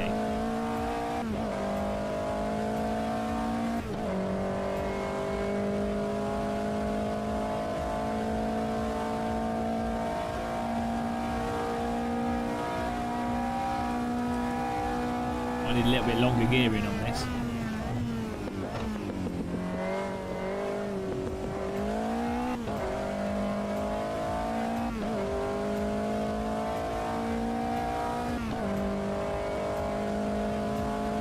This track's relatively bumpy. Might just be your wheel settings. Or you mean visually? It does look quite smooth, but I can feel the bumps with the force feedback, so... Yeah, I'm on the 2080 Ti. That was money badly spent. No, actually been alright, you know. Whoa! Coming through.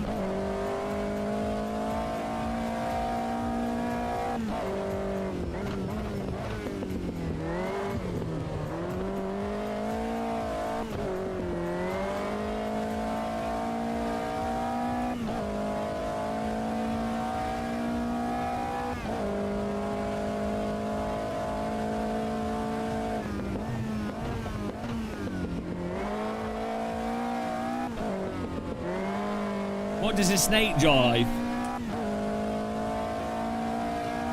A manual shift car.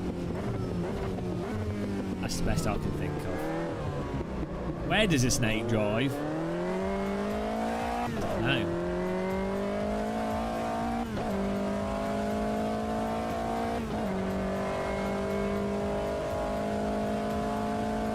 Ford Cobra.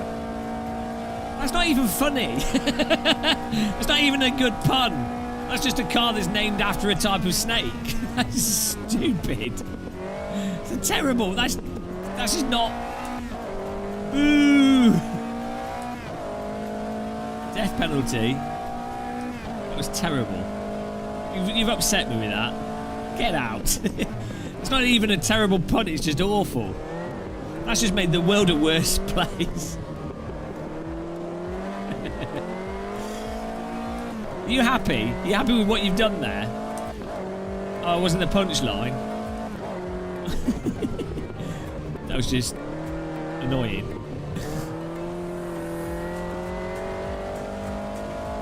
Ah, snake drives in Adelaide.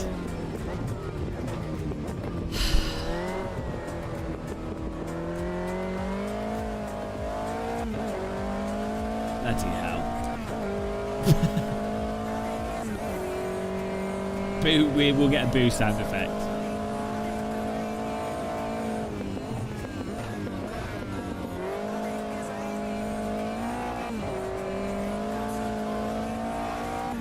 Bit of a slidey one, this. And a Honda. Guys, at least make sure the puns are terrible. Not just stupid. We got wall hacking going on here. We've got the AMS2 fanboy crew that have mastered the AMS2 physics.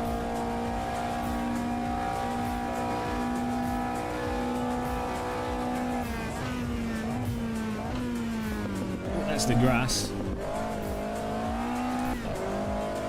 That's the wall of noobs.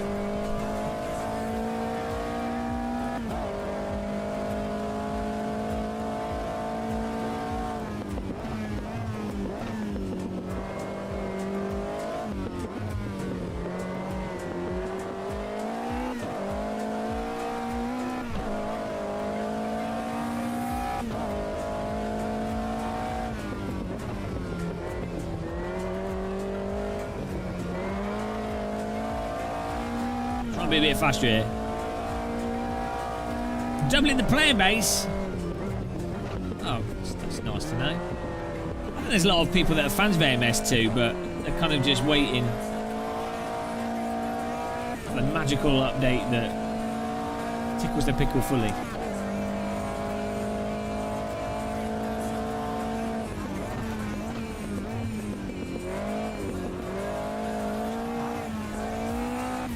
I like how the car looks like a sort of 1940s aeroplane. With the back of it. It just looks very fragile.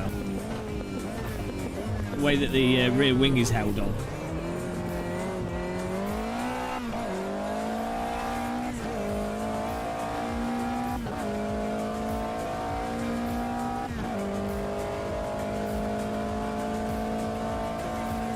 Okay guys, these jokes. These jokes are literally making my car slower.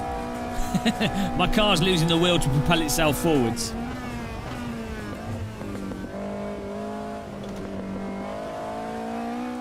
Oh, come on. This has got to be like third place, surely.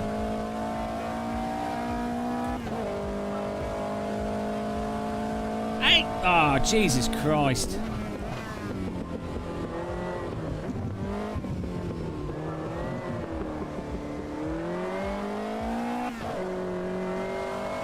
Gotta go faster, guys. It's bloody every sim. Every sim.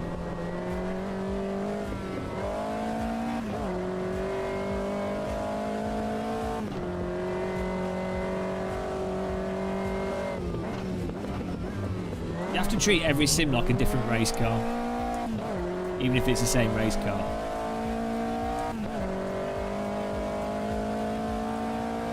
Finding more time here.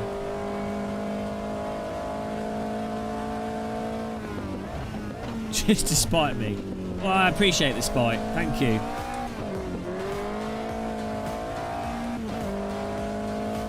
Oh, look, we've got pigeons. 10 out of 10. Cuckoo. That's not the noise pigeons make, but... There you go. It's my pigeon sound effect. That must have sounded like a pigeon in your head if you're wearing headphones there. Or maybe it's a tribble from Star Trek, the original series. Alright, BRT. Happy foot resting. Don't rest it for too long, otherwise you'll get a deep vein thrombosis and then you'll have more problems in a sore foot. Ever the optimist. There's the wall, and there goes our time.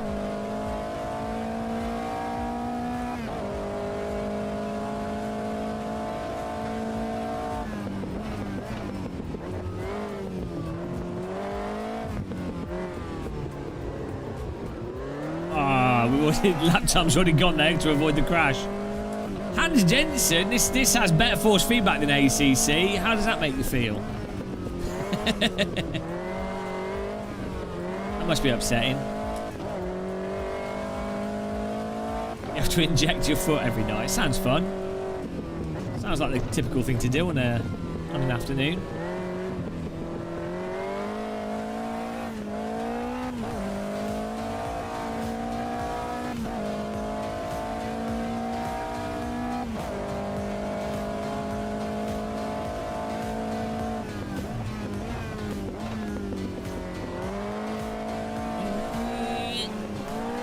A lawnmower this.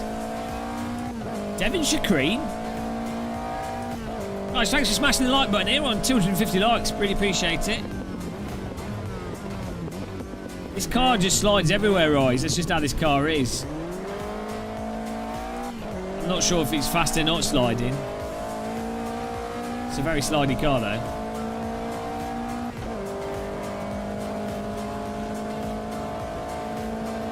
We could try not sliding.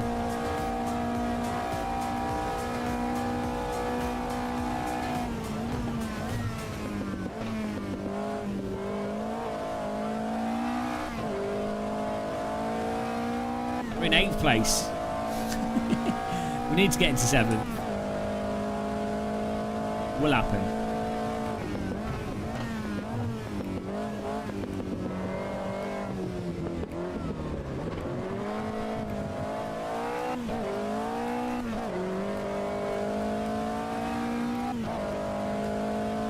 This isn't iRacing, it's a different physics engine.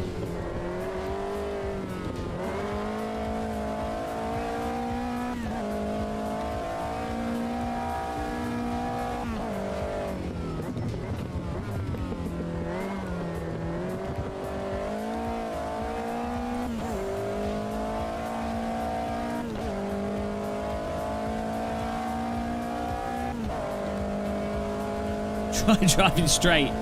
Good tip. Oh, jeez, went in too fast. I'm just trying to... on this track, a lot of it is about just hitting the apex and cutting the corners as much as possible. Legally cutting them. Trying to get in there.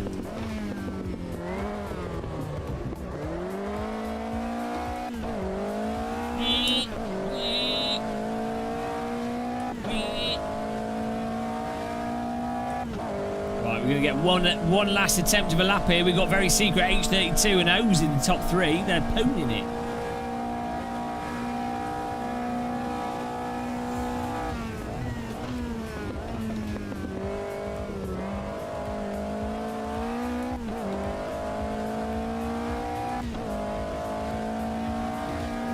Maximum focus. Ford Focus.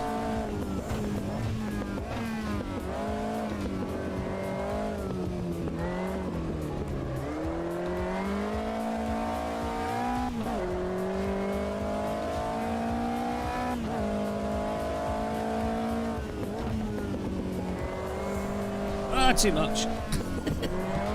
Maybe I wore the tyres out before by sliding around. It seems to be like, it does seem to be very slidey. Third person cinematic camera. I don't even know how you activate that. Man.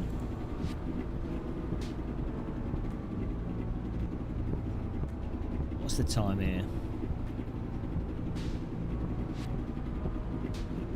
Oh, okay. Not terrible. I mean, it's pretty awful. But it could be worse. Hello, Matt Fox. How's it going, man? Oh, I've just poked the camera. Did not mean to do that. Need more tea, guys. David Burgo worked all right with this, but I don't know with OSWs and what have you. It worked alright. It's a little bit awkward. You have to just keep turning it on the menu, do a new wheel profile, and keep turning it, it comes up.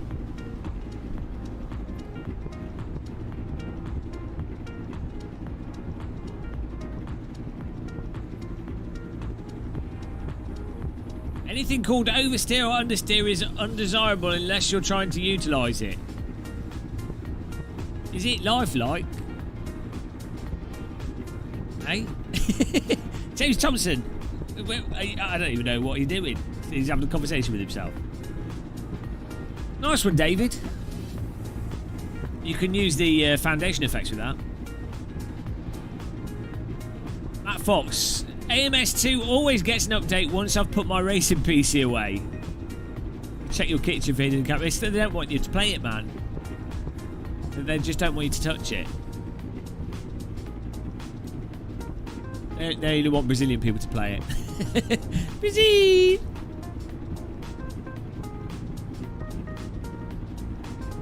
Just got 2 minutes here. 2 minute cooldown. Very secret. Pwned it. Henry in second. O's in third still. Nice and easy. I don't know why my Elgato stuff's not working. My Stream Deck.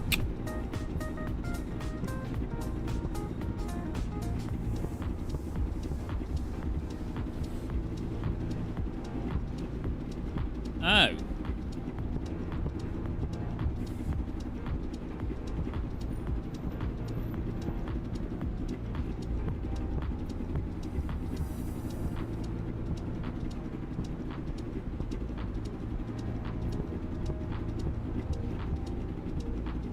Hang on a minute. Just fixing some stuff here whilst we wait for get to the next session.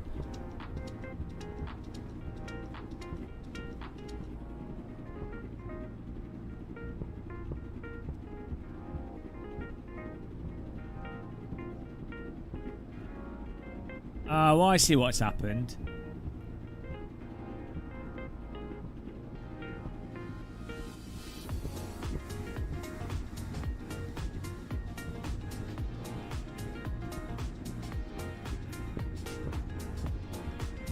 Bear with me, guys. Hold the line.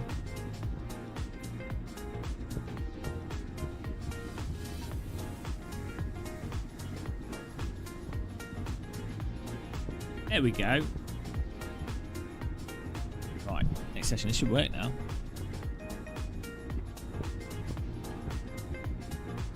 There we go. We've got control. Okay. Question now lost in chat. What was the question?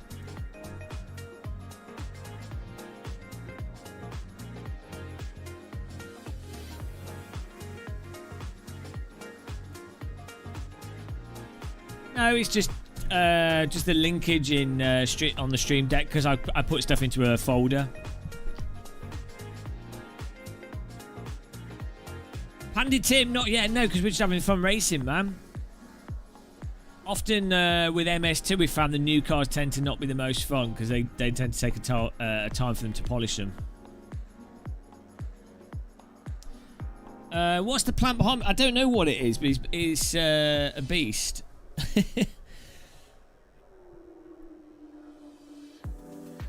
I just saw it in I buy it from Wilco's or B&Q or something.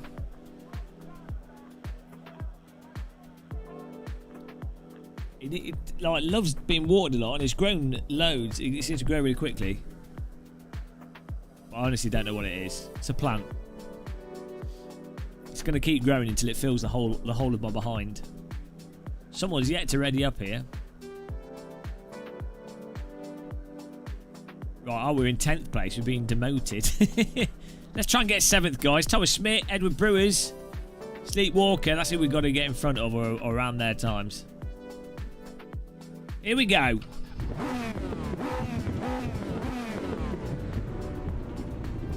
Oh, no! No!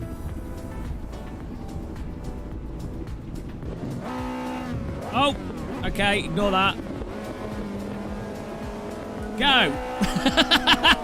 Jesus! Shadow play.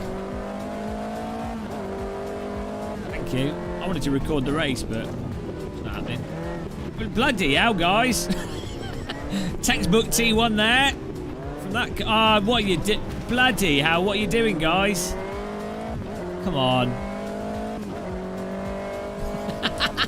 What on earth was that? What on earth? Is there someone wrecking on purpose?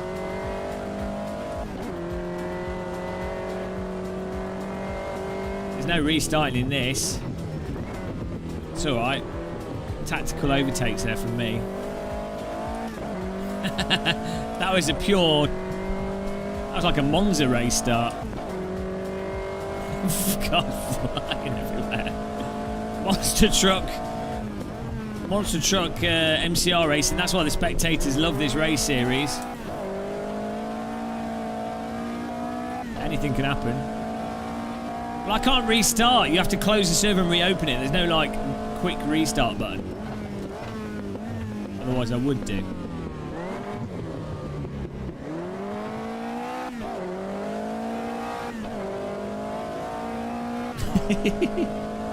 That's just normal racing. Anyone that's been to a real world race event will have seen those kind of crashes, you know. Very, very typical. Cars flying through the air. It's just all part and parcel of racing. Oh dear, I think maybe it's people lagging.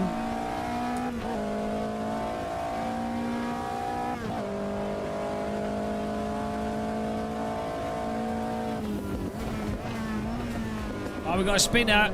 2 spinners. 3 spinners. 4 spinners. Someone mowing the lawn. Oh, who is it? Euryditus in front of us. O's in front of him. Sleepwalker to the left of him. It's getting spicy. Oh, he's in the wall.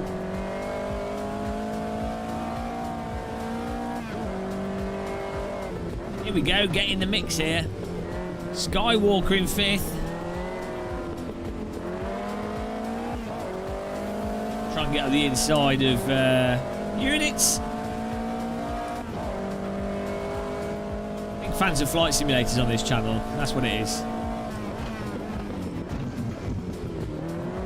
Late brake. Yeah, this car's really slidey for some reason. Like, it didn't have that much lateral bite.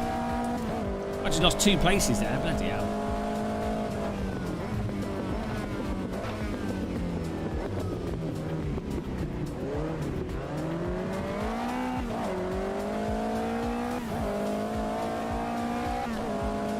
That is a form of oversteer, James Thompson, yes. That is a form of oversteer. Like, just saying understeer and oversteer don't necessarily mean you're not making the corner. The reason... If you say people use understeer to mean, oh, I've missed the corner because they've understeered at a point where they don't have any tarmac left. Or they've gone, oh, I've oversteered and I've crashed because, well, they didn't catch it. But this is still oversteer and understeer. It's not a... Oversteer and understeer aren't synonymous with losing the front of the car and losing the rear of the car. They're not a negative thing or necessarily a positive thing.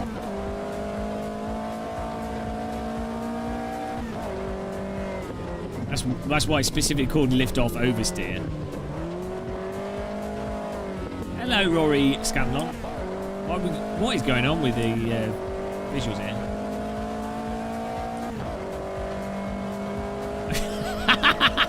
Double-decker race car. Textbook overtake. Oh, we got some netcode shenanigans. Oh no, look at this. What? Look to the right. This.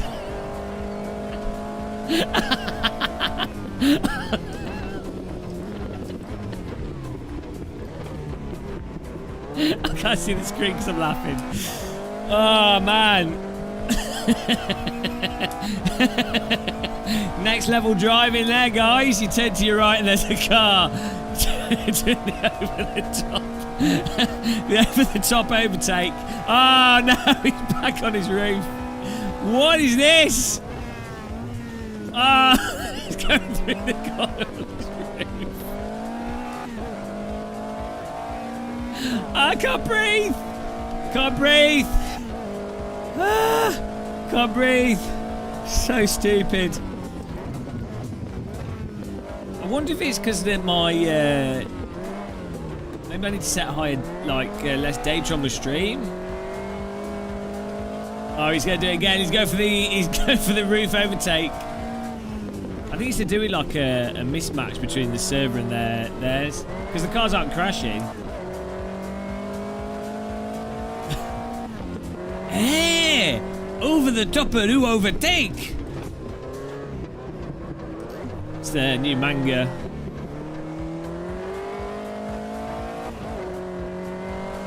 Have you not ever seen that in real life? Happens all the time. Double-decker racing. It's a pretty common move, to be honest.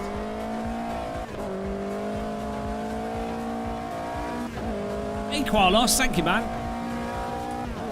I've not learnt the technique yet, Freaky Leak. It takes years of training to learn the over-the-top overtake. Dedication to the craft of motorsport. Driver 61 hasn't covered that. What a noob. It's the best sim for over-the-top overtakes after Flight Sim.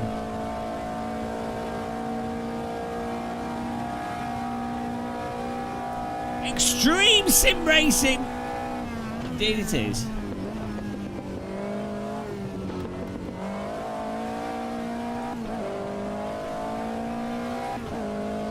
Yeah, only they're moving court martial at the same time. We're still in bloody 10th place here.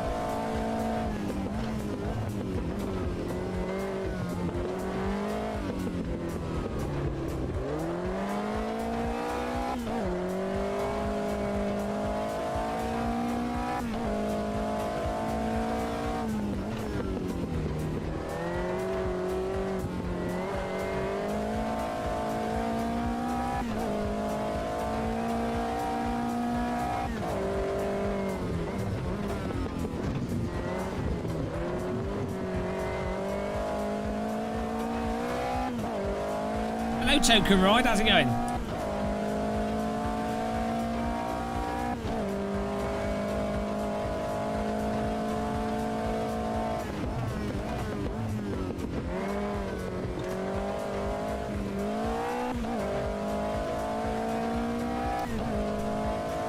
Chris Forward.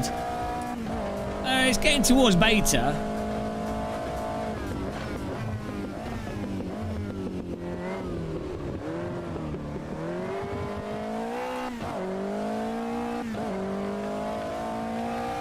Most sims have Laguna Seca, don't they, David? It's weird that it wouldn't.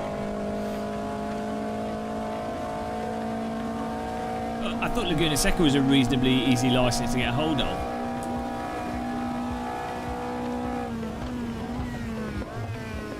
Oh, we got some track cut shenanigans there.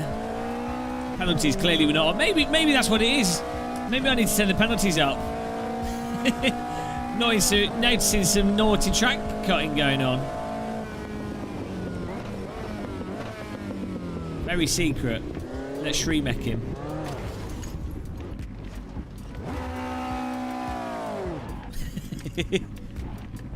Oh.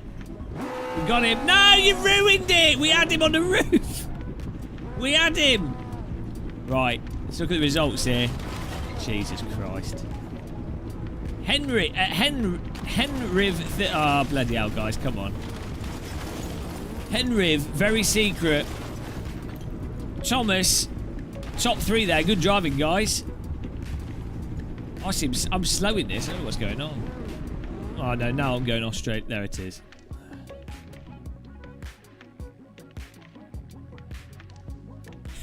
This car's been lifted. Nice one, guys. O's in 4th. Boobies in 5th. Sleepwalker 6th. Eurydice 7th. Edward Brewer's 8th. Cryer 9th. We stayed in 10th. And Matt in 11th. We were going to try a Group B, one of the new cars.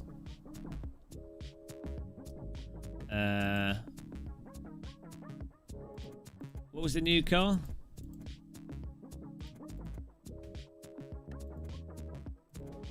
Group C, not Group B. No, these were already in here.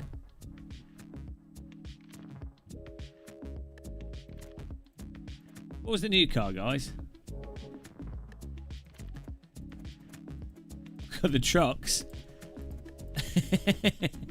Good old truck racing.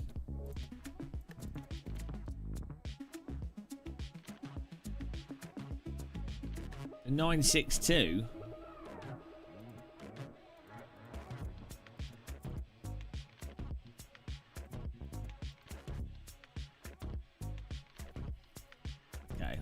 Well, this is going to be clean, isn't it?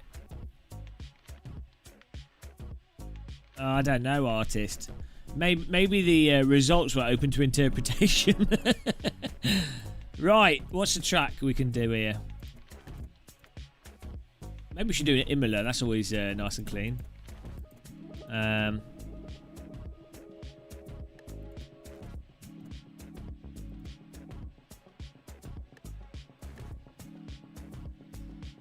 Let's do Imola. No, Carlos, because you have to reset the server.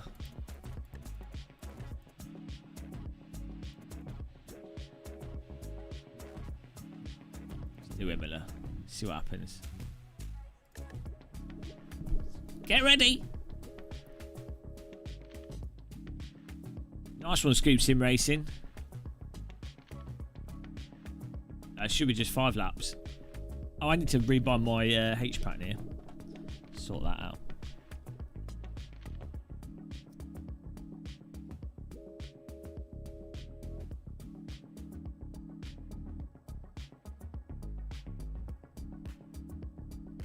Go. Server loading.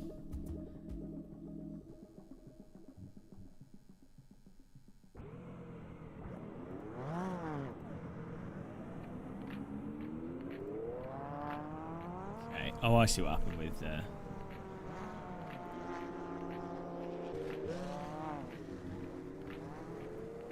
What's this car doing? What's going on here? Total bug out. Settings.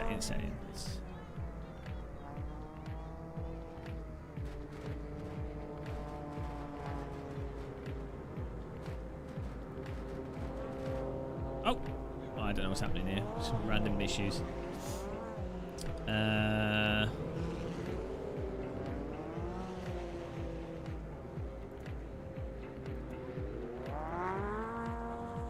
Here we go.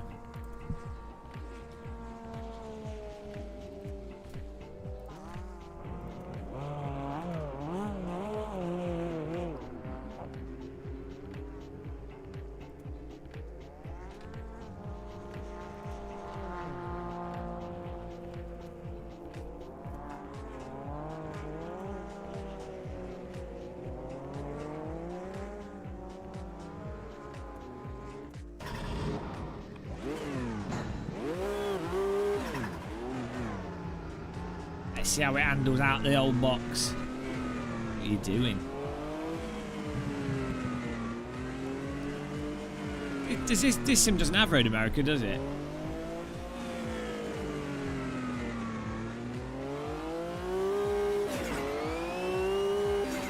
Okay.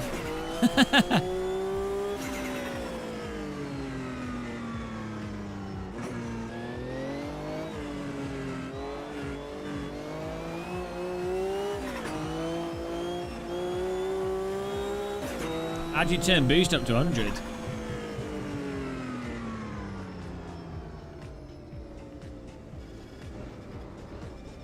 Don't think I've got a button for that.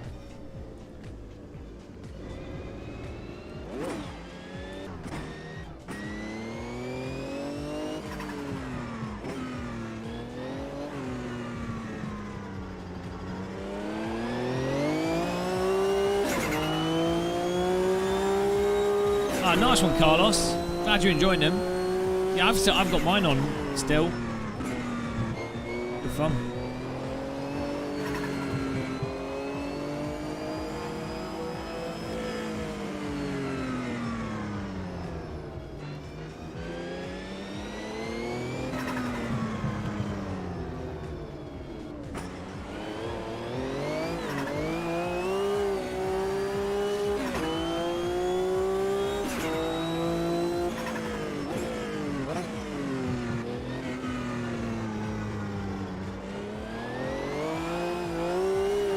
This car is a little bit disconnected from the steering.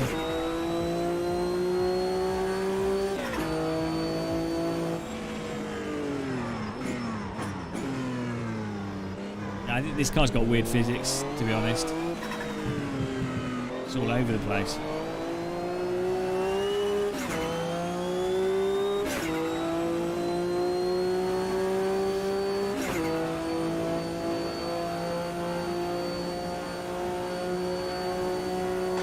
Speeding.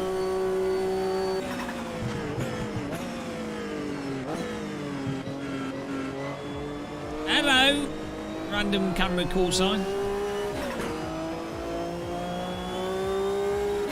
Hello, Spitfire.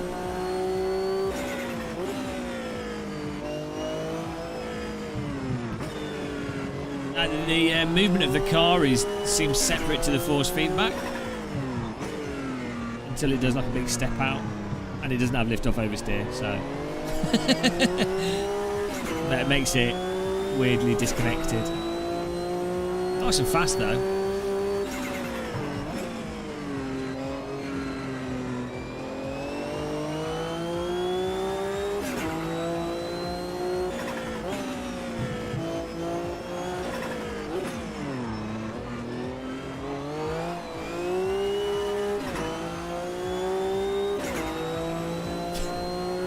Aerial camera.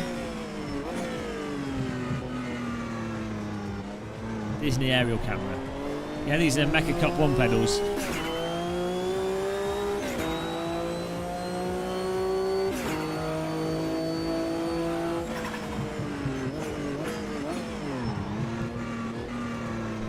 The rear braking's alright though. I think Reza might have fixed the snap oversteer from the rear brakes.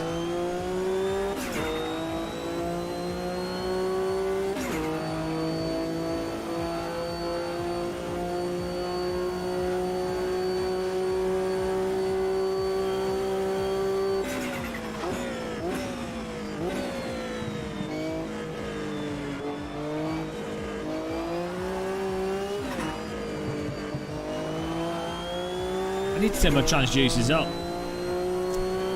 For some reason, the output's quiet from Project Cars 2 compared to AC and iRacing.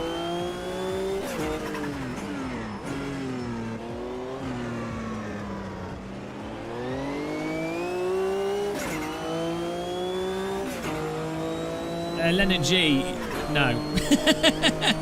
But I get it, you're a fanboy of AMS2, so it's perfect. What are you going to say, Leonard G, when they actually fix the diff settings and some of the other stuff? What will you say then? How is it going to work? How will you keep the argument going?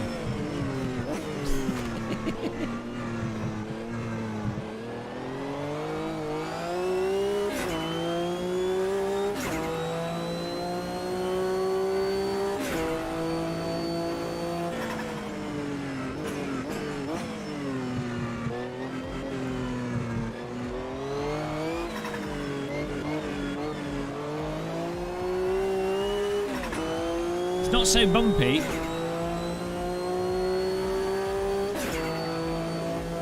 Often the bumpiness of tracks changes quite a lot in real life from year to year, depending on when the track was last resurfaced and what's been running on it and things, and weather causing new bumps to arise. So as long as it feels generally like, as a general racetrack, I'm not too fussed. Most of the sims have options to adjust force feedback to add a bit of road texture. If you feel like the track's not bumpy enough for immersion, just add that rumble effect in force feedback. It helps a little bit.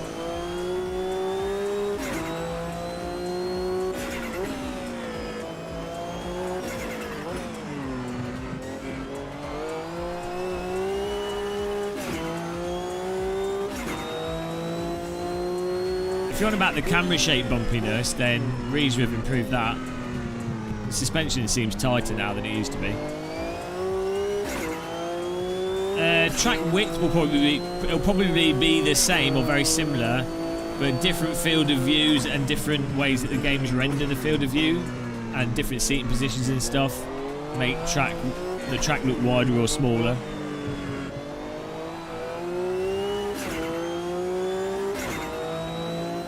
I'm happy with the bumpiness in this. Like, the problem with Project Cars 2 and early AMS2 bumps was that it was like low frequency bumps that made you feel like you were in a boat. Okay, this guy only has 5 gears. I think they're sorted out now, to be honest. I'm up. Oh, I think it's going way too slow through there.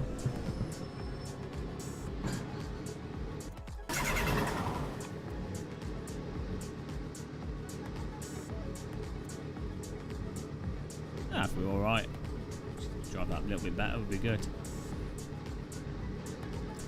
I'm not sure if this one's laser scanned. It does have a few laser scan tracks in it. No, we can just drive it in. Actually.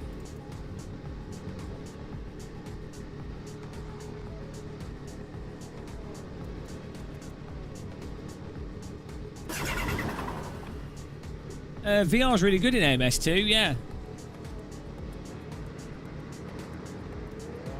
Oh! There's the like button. It worked. So I'll put my face back on it, hang on. Got stuck in pedal cam there. Have wheel cam. I was already on wheel cam.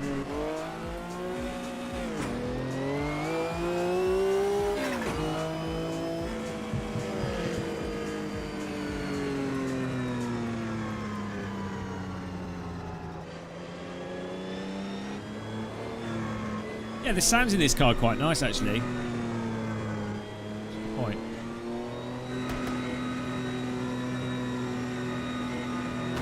Oh, come on. I'm like right off to the side here. It's not even the racing line.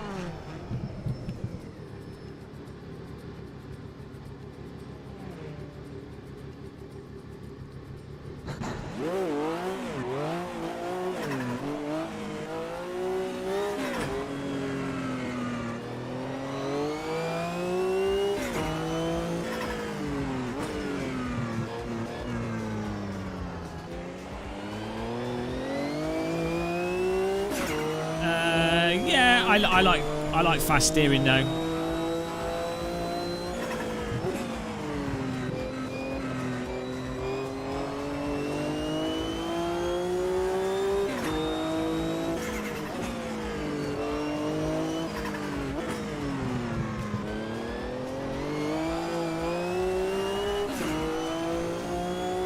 I think you get good value for money with AMS too.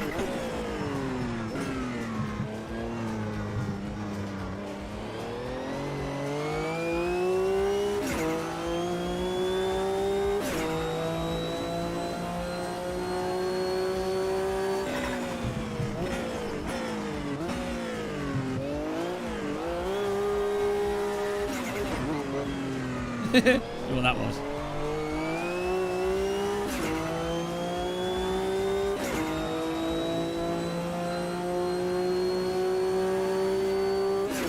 This car, you have to get the tyres warm before it's even like vaguely responsive.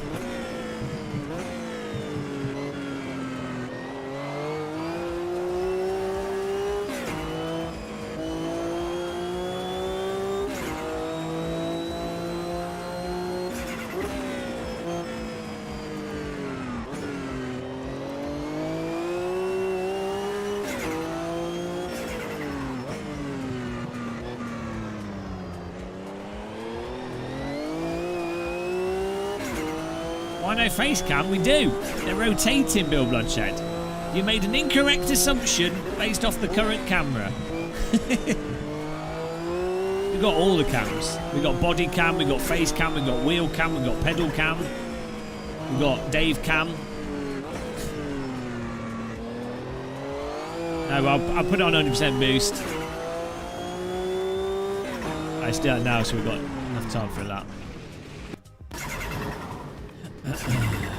Where's the boost setting?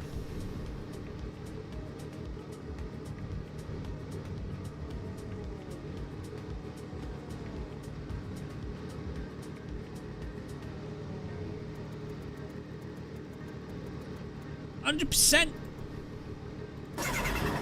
Go. You're so fancy. All the cams.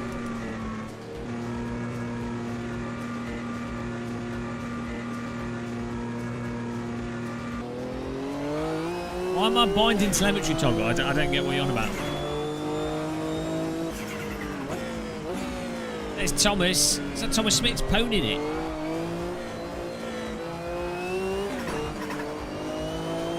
Oh, now he's pwned it off into the desert. Yeah, if you had too much head cam, you'd need to wear snow goggles.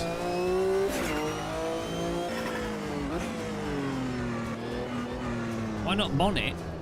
I'd normally like to use dash cam. Oh, I need to turn the driver's hands off. That was it. Keep forgetting.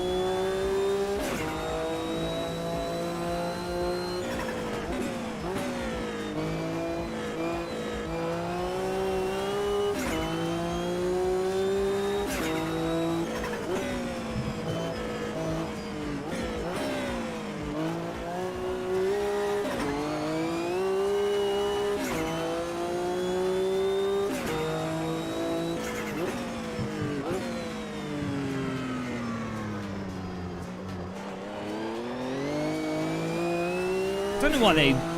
Oh, okay. I don't know why they wouldn't make the boost pressure 100% in the default setup. I always find it weird with driving simulators where they don't make the default setups a good default setup. Do you know what I mean? Like, either make the default setup very easy to drive for total noobs, or make it just a technically balanced setup that would be fast for a general lap. I guess maybe boost on 100% with damage on brakes car probably. Woo! We did lose some force feedback details while making the steering that tight. So I'll put it back a bit. Righty. Fasten your seatbelties. Yeah, that's what I just said is ice. Come on, man, I'm ahead of you. I'm ahead of you, man! I've already said it. Stream delay, temporal delay. Yeah, the ACC default setups are pretty good, yeah. Easy, medium, hard, overcooked. Yeah, we just said this already. Guys, you need faster internet. Refresh the stream. Reset the stream. Refresh. Good old time delay conversations. It's like trying to have a conversation over satellite internet.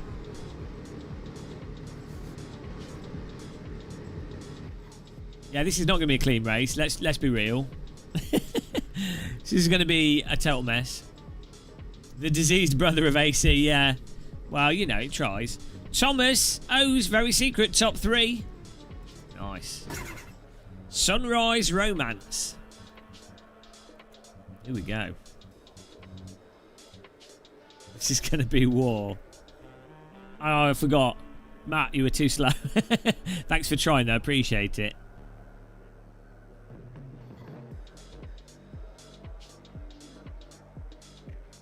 Yeah, cruising in AC is nice. Yeah, so an advantage with bonnet camera is you can see the road surface better, like the close road details and the texture, which gives you a good perception of speed.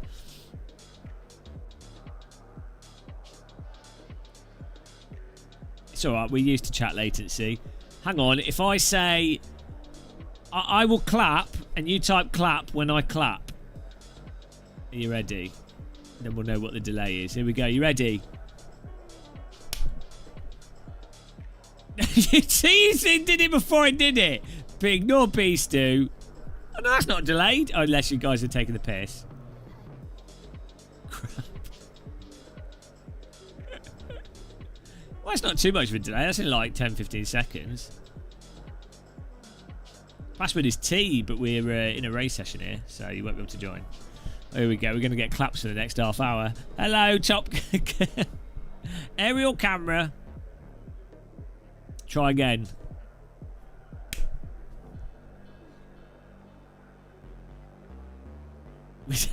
See, that's not that bad. I'm on the medium latency setting on YouTube, otherwise the quality's a lot lower. You guys have all got the clap now. Sorry, you have to take drugs to cure it. Stuart, you need a faster frame rate on your monitor to keep. Here we go. Here we go. This is going to be interesting. Clean racing. Here we go. Whoa, car in front, not moving. Great. Thank you. Oh, grass is very slippy in this, as you'd probably expect.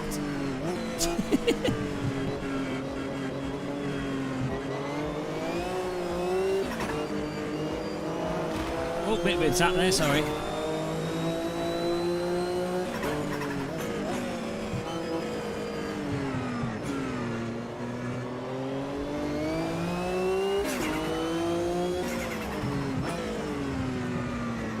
Oh, contact there. Can't really get through though. Look at the light, it's nice.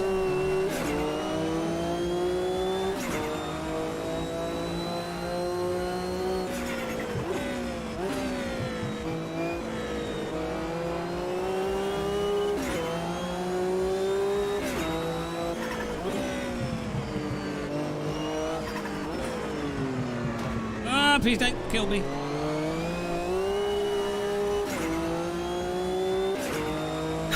Quick clapping, my lights turned on. Okay, Google.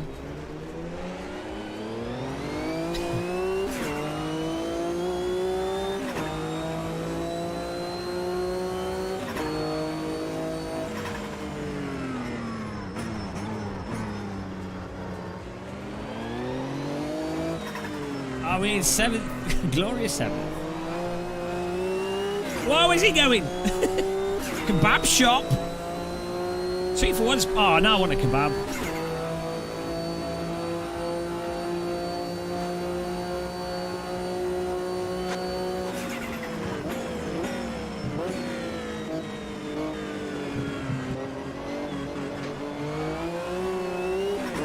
Ah, what are you doing? okay. I mean, I tried to avoid him. I think he lost the rear through the corner and then couldn't get back on the power. And I rear shackled him.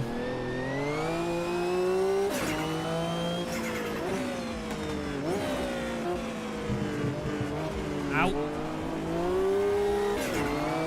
Side by side. Nice looking car.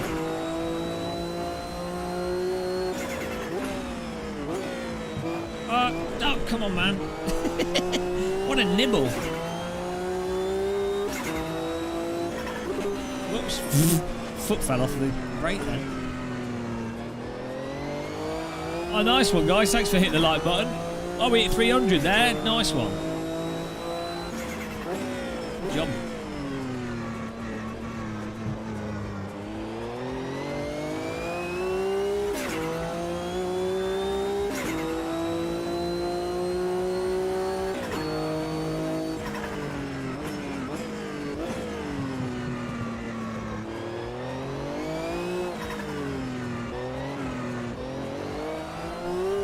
Jesus Christ.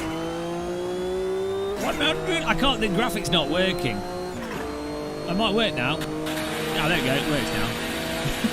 We had a technical issue before. Thank you, guys.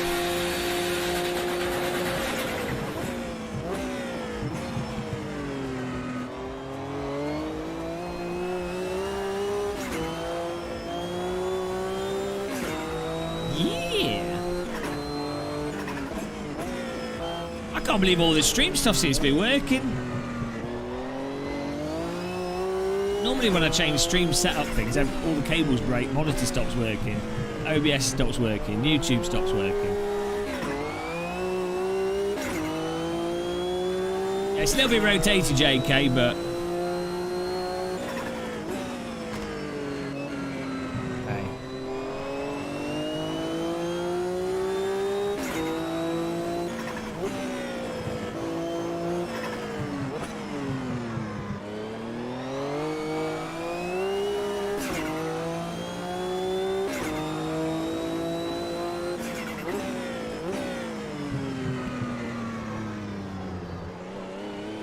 MS2 is quite a slidey sim. I think in general. Like you drive the same cars in other like AC or R-Factor 2 and they're a lot more planted, a bit calmer. But AMS2 has been going more in that direction.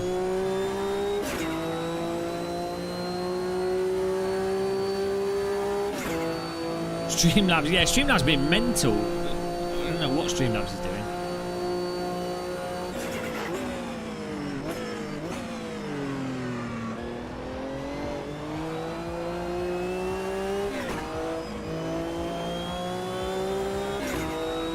Here we go, we're catching up with 4th place here.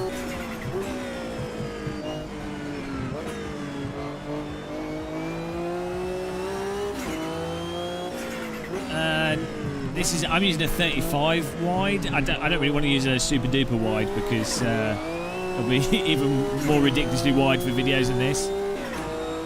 If I didn't do YouTube videos and live streaming and stuff, then I might go for an ultra wide. And then again, I don't know, because I play first person shooters, but I use my desk for that, and I find a 16:9 monitor is better for FPS games. This monitor's nice for stuff like Rocket League though.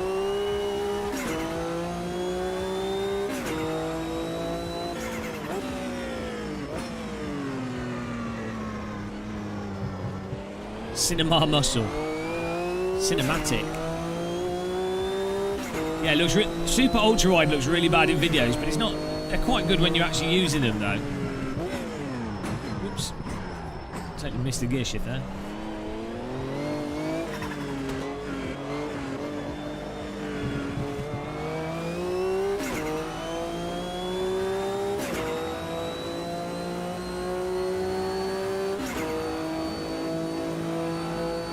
The curve thing's more that if your monitor's really wide, it just keeps more of the monitor in your view. When, you know, the curve's not normally a huge amount of curve though, so I mean these monitors aren't that big.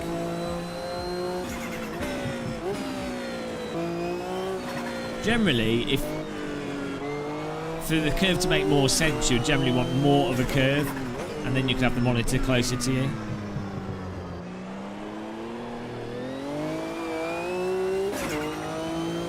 Yeah, there's the tiny amount of curve that you get now on them is so negligible. It is obviously more of just a gimmick than oh, the curve is transforming the screen. It's more just like a bit of a bandwagoning on. Because clearly there's a technical limitation to how much you can curve a standard LCD screen before it breaks.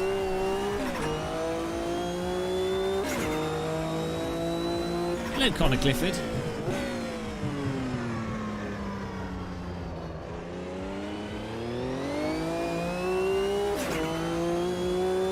I can't remember what the R numbers correlate to exactly, but it's not obvious.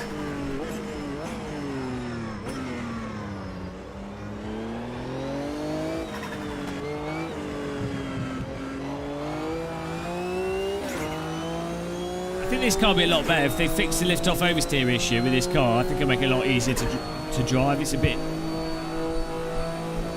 a bit weird, a bit lacking in response. That's alright. Not absolutely god-awful, but it's a little bit funky, I think. Well done by O's and Thomas, though. And Very Secret and SG. Myself, and we're escaping all the crashing here. Leonard G, I'm pretty sure there would still be some lift-off oversteers in cars. I'm not talking to you about physics, Leonard G, because you're a bloody mental. You have like the least objective person when it comes to AMS2 and car physics in driving sims. Like, whatever AMS2 is your reality. So there's no conversation.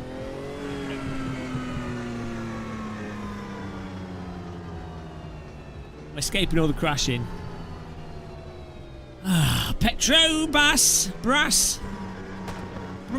Petrol.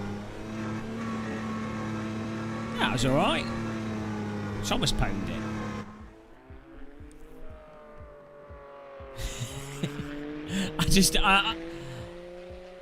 I just there's some people there's no point having a conversation with because they've already made their mind up.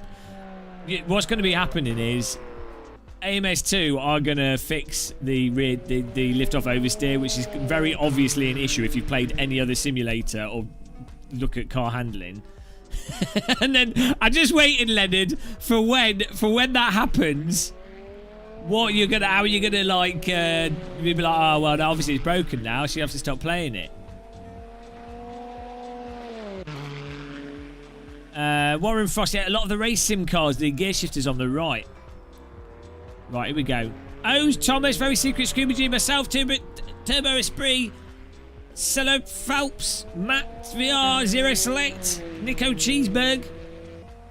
Nice driving, guys. Right. What car should we do next? What were we driving earlier that was all right?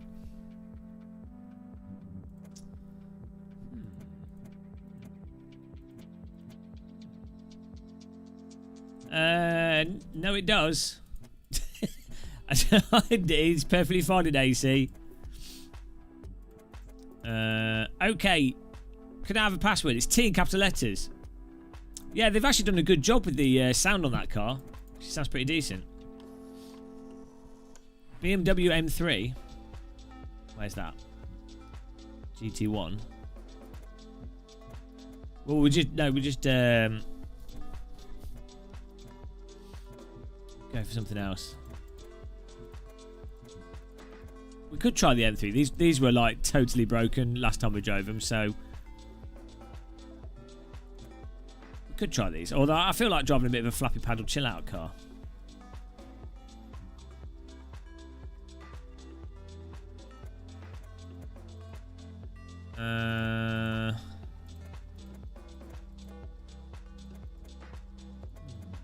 Oh no, with Porsche Cup we did this earlier and it was alright. So we'll do that. There we go, we'll do a race in that. That'll be good fun for racing. It's not too fast. Maybe a Brands Hatch. Or Donington Classic. Let's give it a Brands Hatch, I think.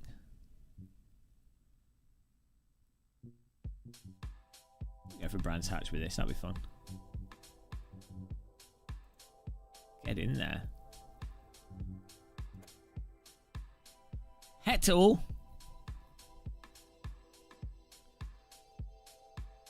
Well, we'll probably because we're kind of just messing around with stuff that's changed a bit. I'll probably do another stream with we'll do like a Brazil, an epic Brazil bash. You know, it's kind of what the this sim has that the other sims don't. Brazil.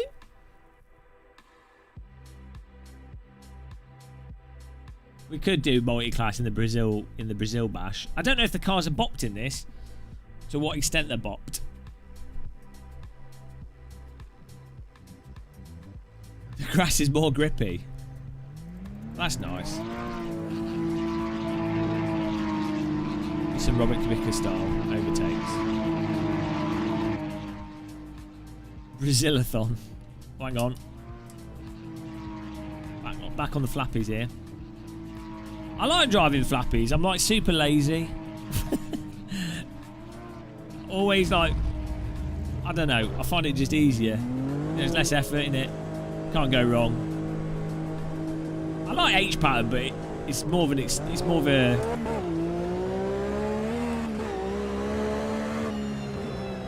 Oh, cold tyres! It's more of an experience.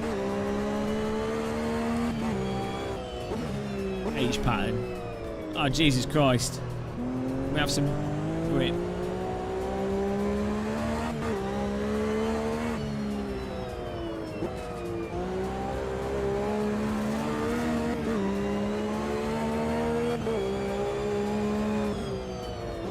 The Plowmobile.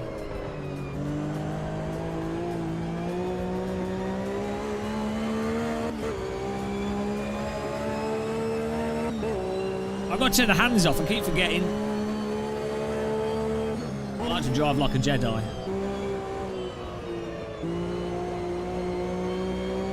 I've got to grip hold of the knob as hard as possible and yank it about, yeah. Jesus. I might increase the steering lock on this as well. Right.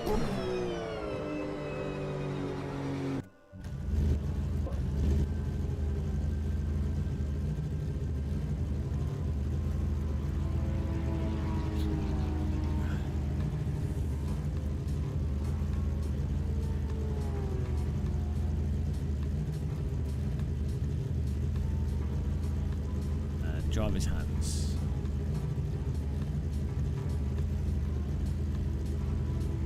Where are the driver's hands? Gameplay.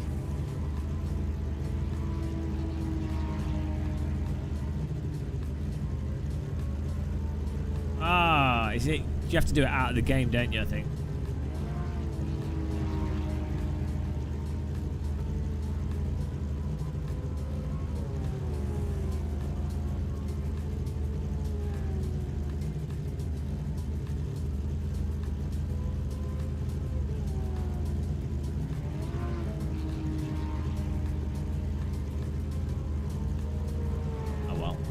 Keep karate chopping. Hello, DJ Phil.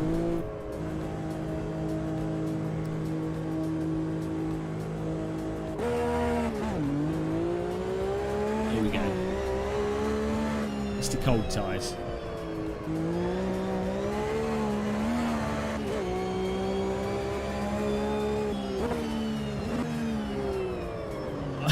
The cold ties in his car. What a slop.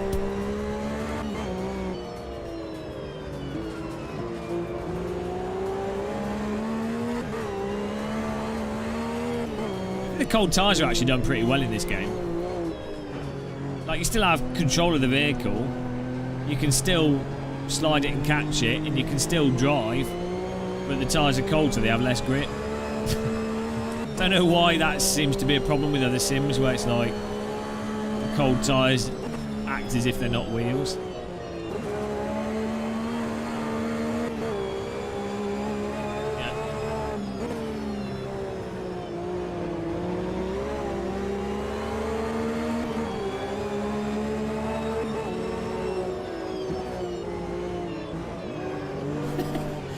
Everyone's got cold tyres.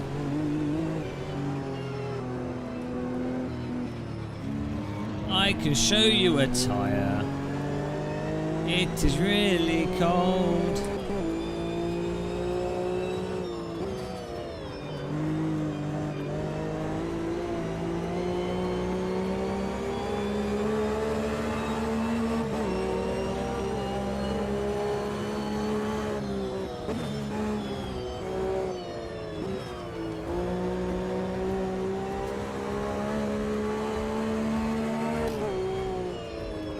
I've got my brake bias knob the wrong way round.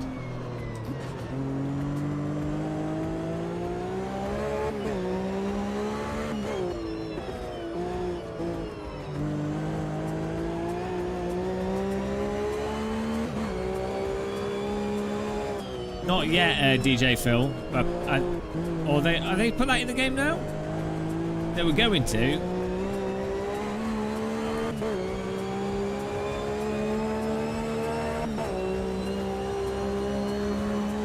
Cockpit looks really nice, the car dash. Looks like Muscle Boutique cam view. Parsnips in the wall.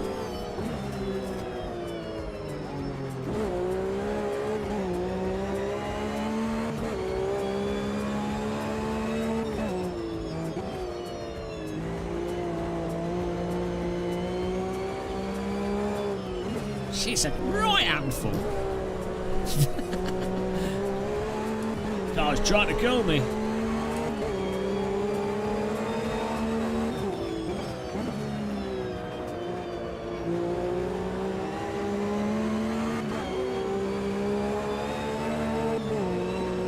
Yeah, Richard B, but a lot of people did buy the season pass. A lot of the AMS fanboys did. That's why it's how it is.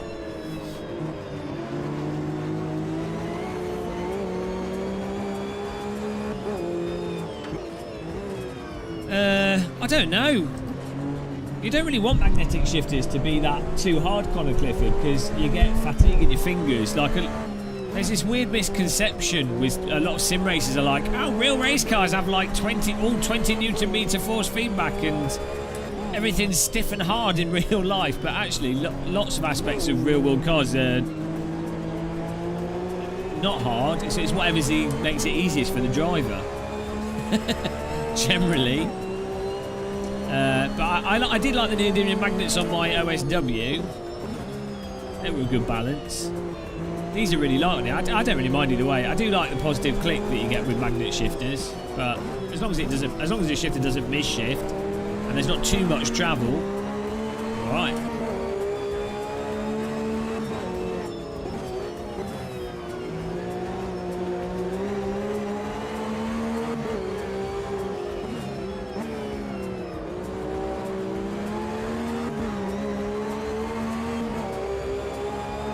Alex Gleason.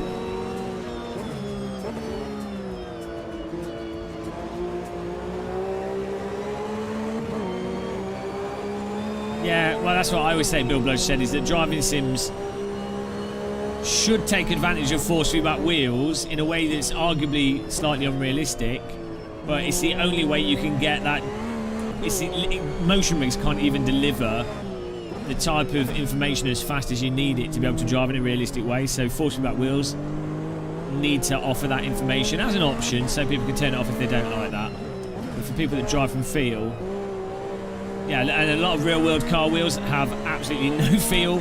I've literally myself driven go-karts that have no feel in the steering wheel at all. Like you literally was like getting a DD wheel, 20 Newton meter DD wheel, putting the dampening to like 40%, and occasionally it would sort of wobble a bit. That's how bad some steering could be, you know. I mean, if you set your car's caster really aggressive in a real race car, it can have no centering forces through the force feedback as well, separate to other stuff. You can even get the forces could effectively be almost inverted, or it can be inverted if your caster's all the way off.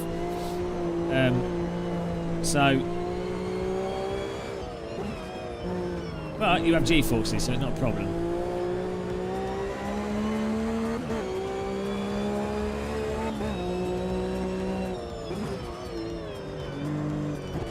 I think it can take a while to get used to different shifters and stuff. I think with a lot of sim racing equipment or any sporting equipment or anything that moves and what have you, a lot of it is just getting...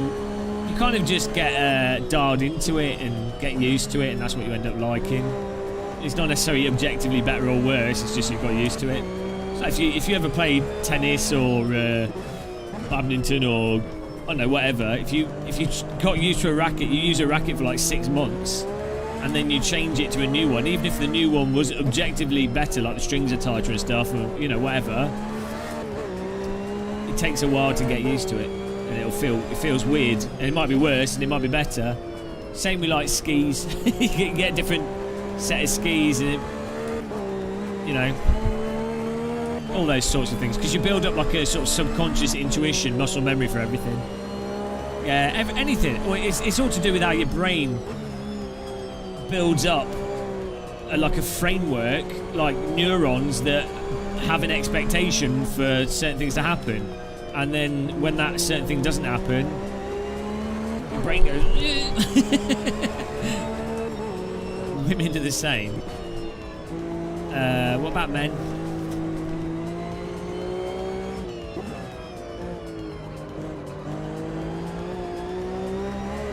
I want to play badminton. There needs to be a VR badminton game. I'm really surprised there isn't. It's probably because you'd end up smashing your ceiling lights.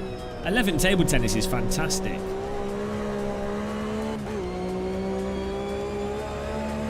Even riding my skateboard with different shoes. Well, I had a snake board, which was clearly the superior skating device. Everyone knows snake boards are where it's at, even if they never caught on. I tell you what, I'm really annoyed. I would make this. If I was a VR game developer, I would make a VR jousting game. I don't know why that's not been made. Like a medieval VR jousting game, but with like a single player with like human. Like really simple game, not like anything mentally complicated. With a bit of humour to it. It'll be about accuracy of jousting and timing and stuff. I don't know why no one's made that, because it's really obvious. And I think people would enjoy it. And you can do that with a VR hand controller. And because you're on a horse being pushed through, you don't get the issues that you get with sword fighting games in VR, where there's no contact. Because of the nature of it, it actually mitigates a lot of the problems of no haptics.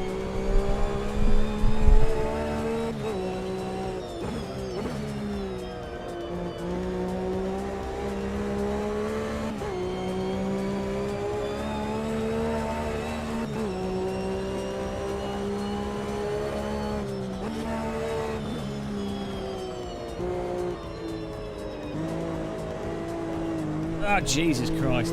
Car's a bit unresponsive to brakes, I think.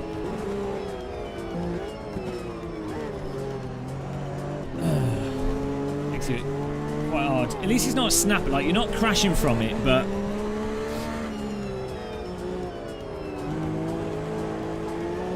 It's a little bit reluctant on the brakes. Be careful. Yard Work Simulator from Simpsons.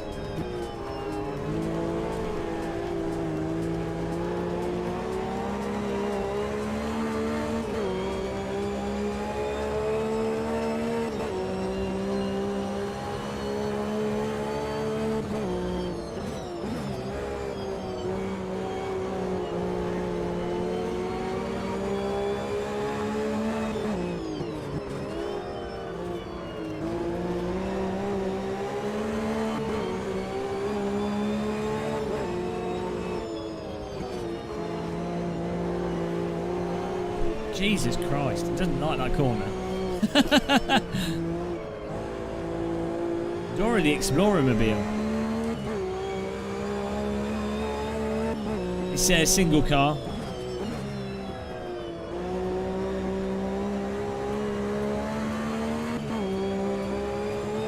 Hello, Nicky McFlanagan, Fist Sticks.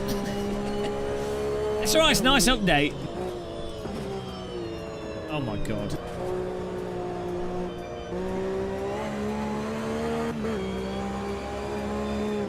Yeah, to be fair, the grass isn't as brutal as it used to be when you put a wheel on it.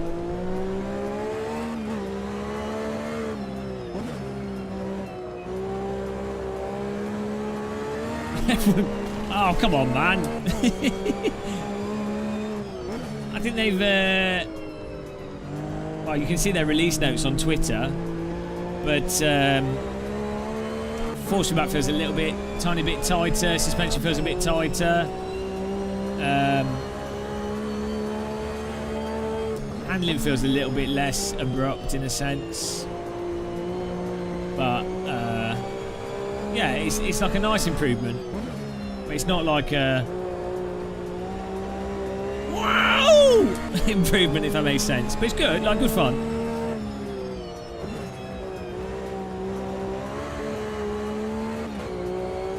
I think the Ginetta was the best car we've driven so far for online racing.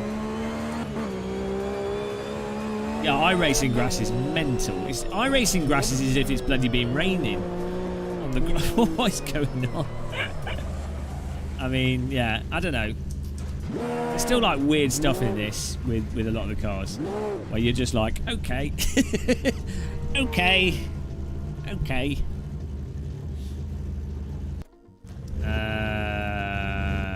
Right, we're good for race. So no, we need to try the Formula cars again. Last time I drove them, I wasn't a big fan of them, but I don't know. MRP Spinilla. Let's have a look at the results here. The Nemesis 69, too fast. Get a ban on him. He's like too good, too much faster. I've had a word with these quick drivers. They're not welcome. Henry, 32, second. Cryer, third. Torchbearer, fourth. Mole, fifth. Zero Select, sixth. Vax Muspatten. Muspatten. Too much faster. Oh, look at that. The graphics are all... huge error.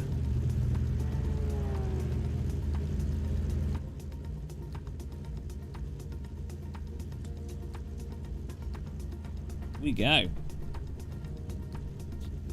Continue. Get ready.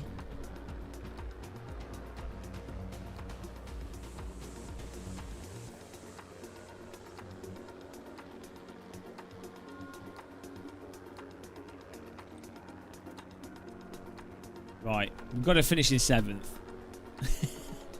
I clearly have to learn AMS2. Normally, I'm in like 7th place. 5 and 7th place, I'm happy. If I'm below 7th, that's below my... that's where I should be. Failed at life if we're not in 7th. If there was a London double-decker bus simulator, I would always finish in 7th. I'm 7th best in the world at Microsoft Flight Sim landing challenges. First time I did them as well, but can't improve. Well, Leonard G, that's because you're an AMS2 fanboy and you don't know how cars work. Oh, dear. It's alright.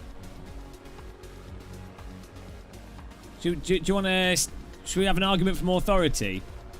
Who agrees with Leonard G that AMS2 has better physics than Assetto Corsa? Type AMS2 or AC in chat. Go! Battle of the Physics Engines. This is like the AC fanboy channel. Driving a road car is nothing like driving a race car, though, Leonard G. And I've actually driven road cars, so I don't even know how that's relevant. Here we go. Oh, shit.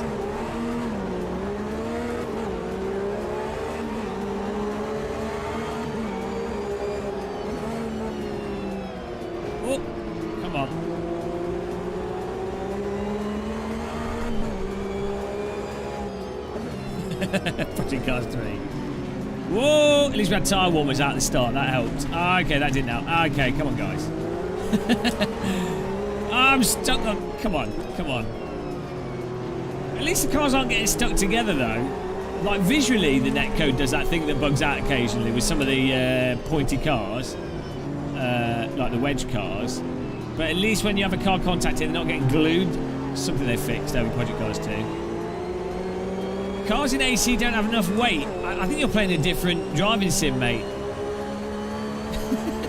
AC, like, one of the best things about Assetto Corsa is how much you can lean the cars into the corners and play with them with the weight of the cars. It's like one of the biggest aspects of its handling that's enjoyable.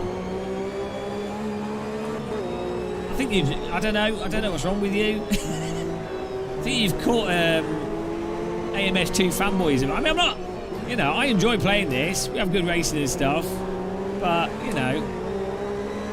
it's pretty obvious that R-Factor 2, Race Room, AC, Live for Speed are all more realistic in totality in terms of base and drive than AMS2, because AMS2's a bit all over the place. There's some cars that are good fun.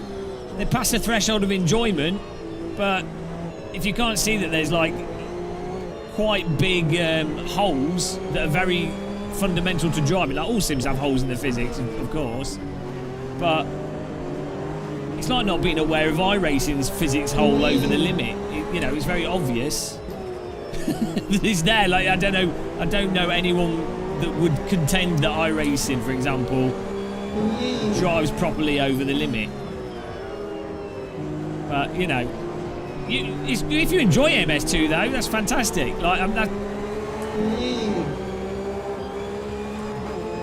it doesn't matter if a YouTuber thinks a sim or says or whatever, rightly or wrongly, he's more or less realistic or whatever. All that matters is, are you yourself enjoying it? If you are, well, keep enjoying it.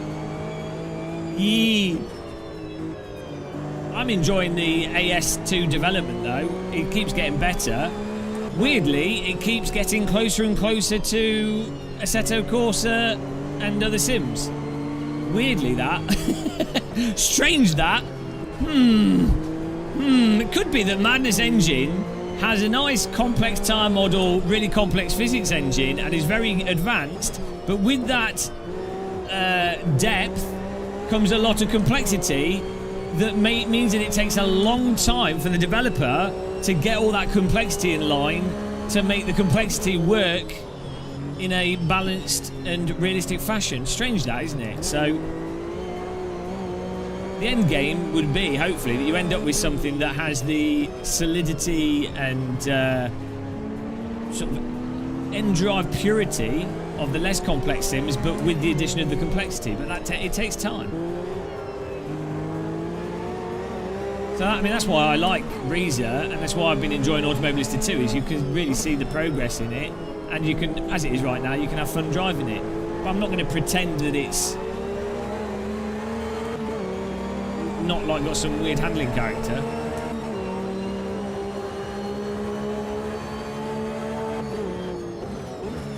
Anyway, we'll see, Leonard. We'll see when the lift-off oversteer's adjusted. We're waiting.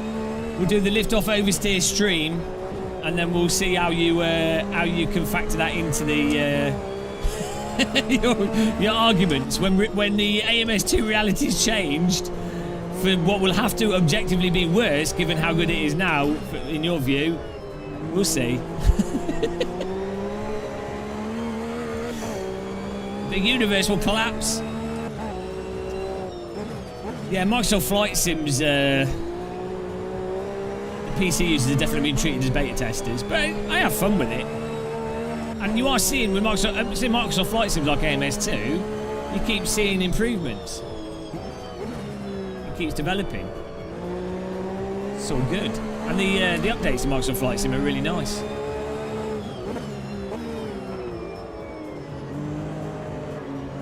Am I in third place here? Everyone's spinning.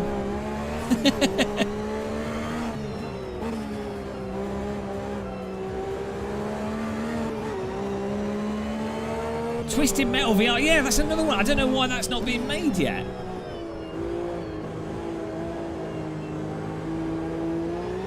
Twisted Metal VR. PlayStation 5 game. Well, I'm quite excited for the PS5 VR, to be honest. Rogue Ninja, the dev notes are on Twitter. It's generally just a nice improvement in suspension, little force feedback tweets, general handing, you know, just the general Reza polish, and then some new content.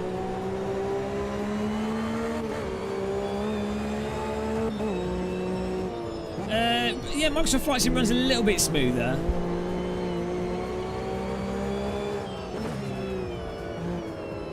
Not massively though. We'll have to wait for the DirectX 12 update for that.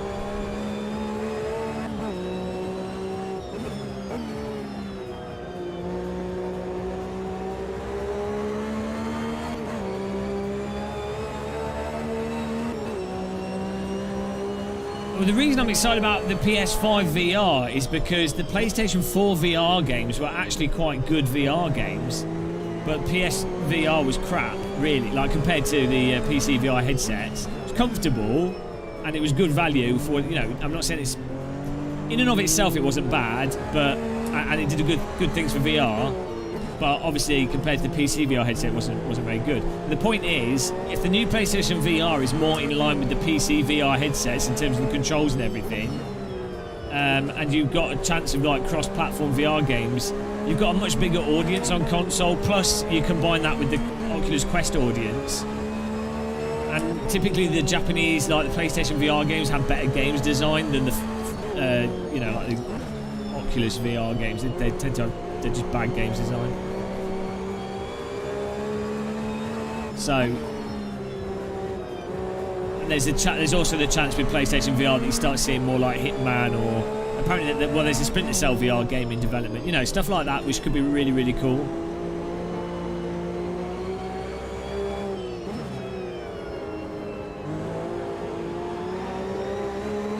No, you can't get a PS5. It's not. I'm not looking forward to playing it on the PS5. It's more, I'm looking forward to those games being available on other platforms. Oh no! No! Ah, I think did we still get it? I think we got dongled there. Up the inside. Well, why would you pay that much for PS5? There's nothing on the PS5 at the moment that's like really makes you go, oh, I need a PS5. I think the new GT game, Gran Turismo game, will be the thing. Though saying that doesn't even look that amazing. Like, it doesn't look next gen. It'll be when the new Unreal games come out.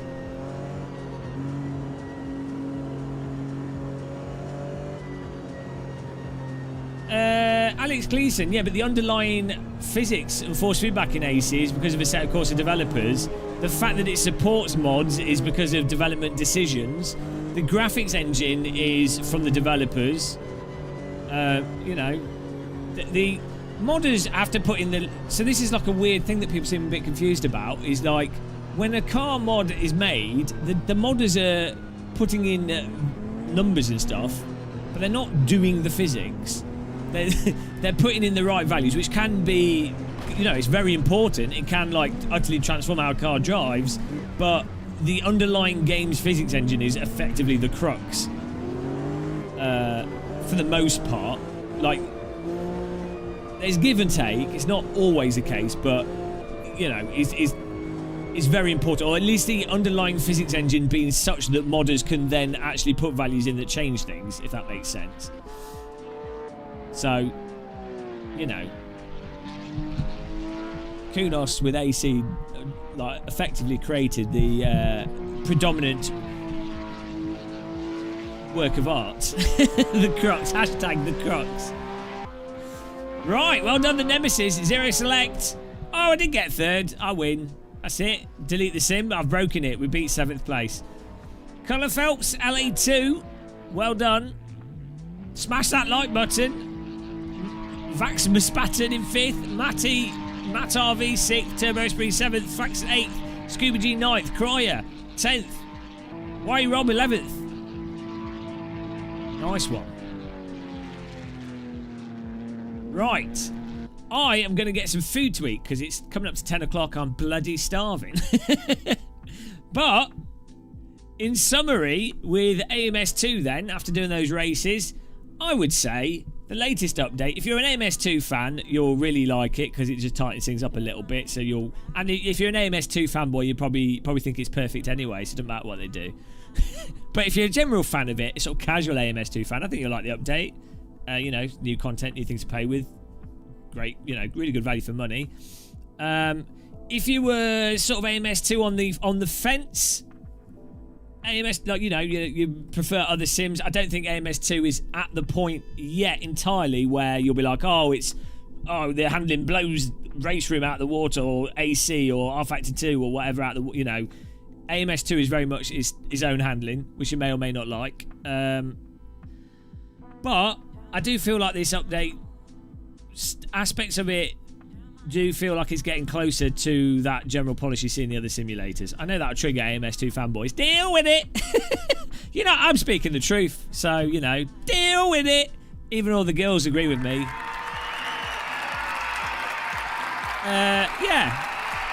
Definitely if you've got it, though. I think if you were on the cusp previously, you're playing it and you're like, oh, it's almost there, then I think you'll probably enjoy it a lot more now. So, the hosted racing is nice, though. And I particularly think the Ginetta GT4 car was fun to race. We'll have to try the Formula Trainers next time. But yeah. Yeah, it was good. You have fun racing. I mean, I say, comparing it to like bloody stuff on console, F1 2020, GT Sport and all that, absolutely destroys any of those games. You know, even if you weren't a fan of it, you would have to concede that objectively it is miles better than those, force feedback and general nature of handling and stuff. So even if you're an AMS2 hater. But yeah, thank you for taking part in this live stream, and I hope you have a nice Sunday evening. Have a cup of tea, all that lark. I will see you. Yeah, not the GT4 Ginetta, we were driving this slow one. I'll see you guys soon. Thank you. And goodbye, everybody.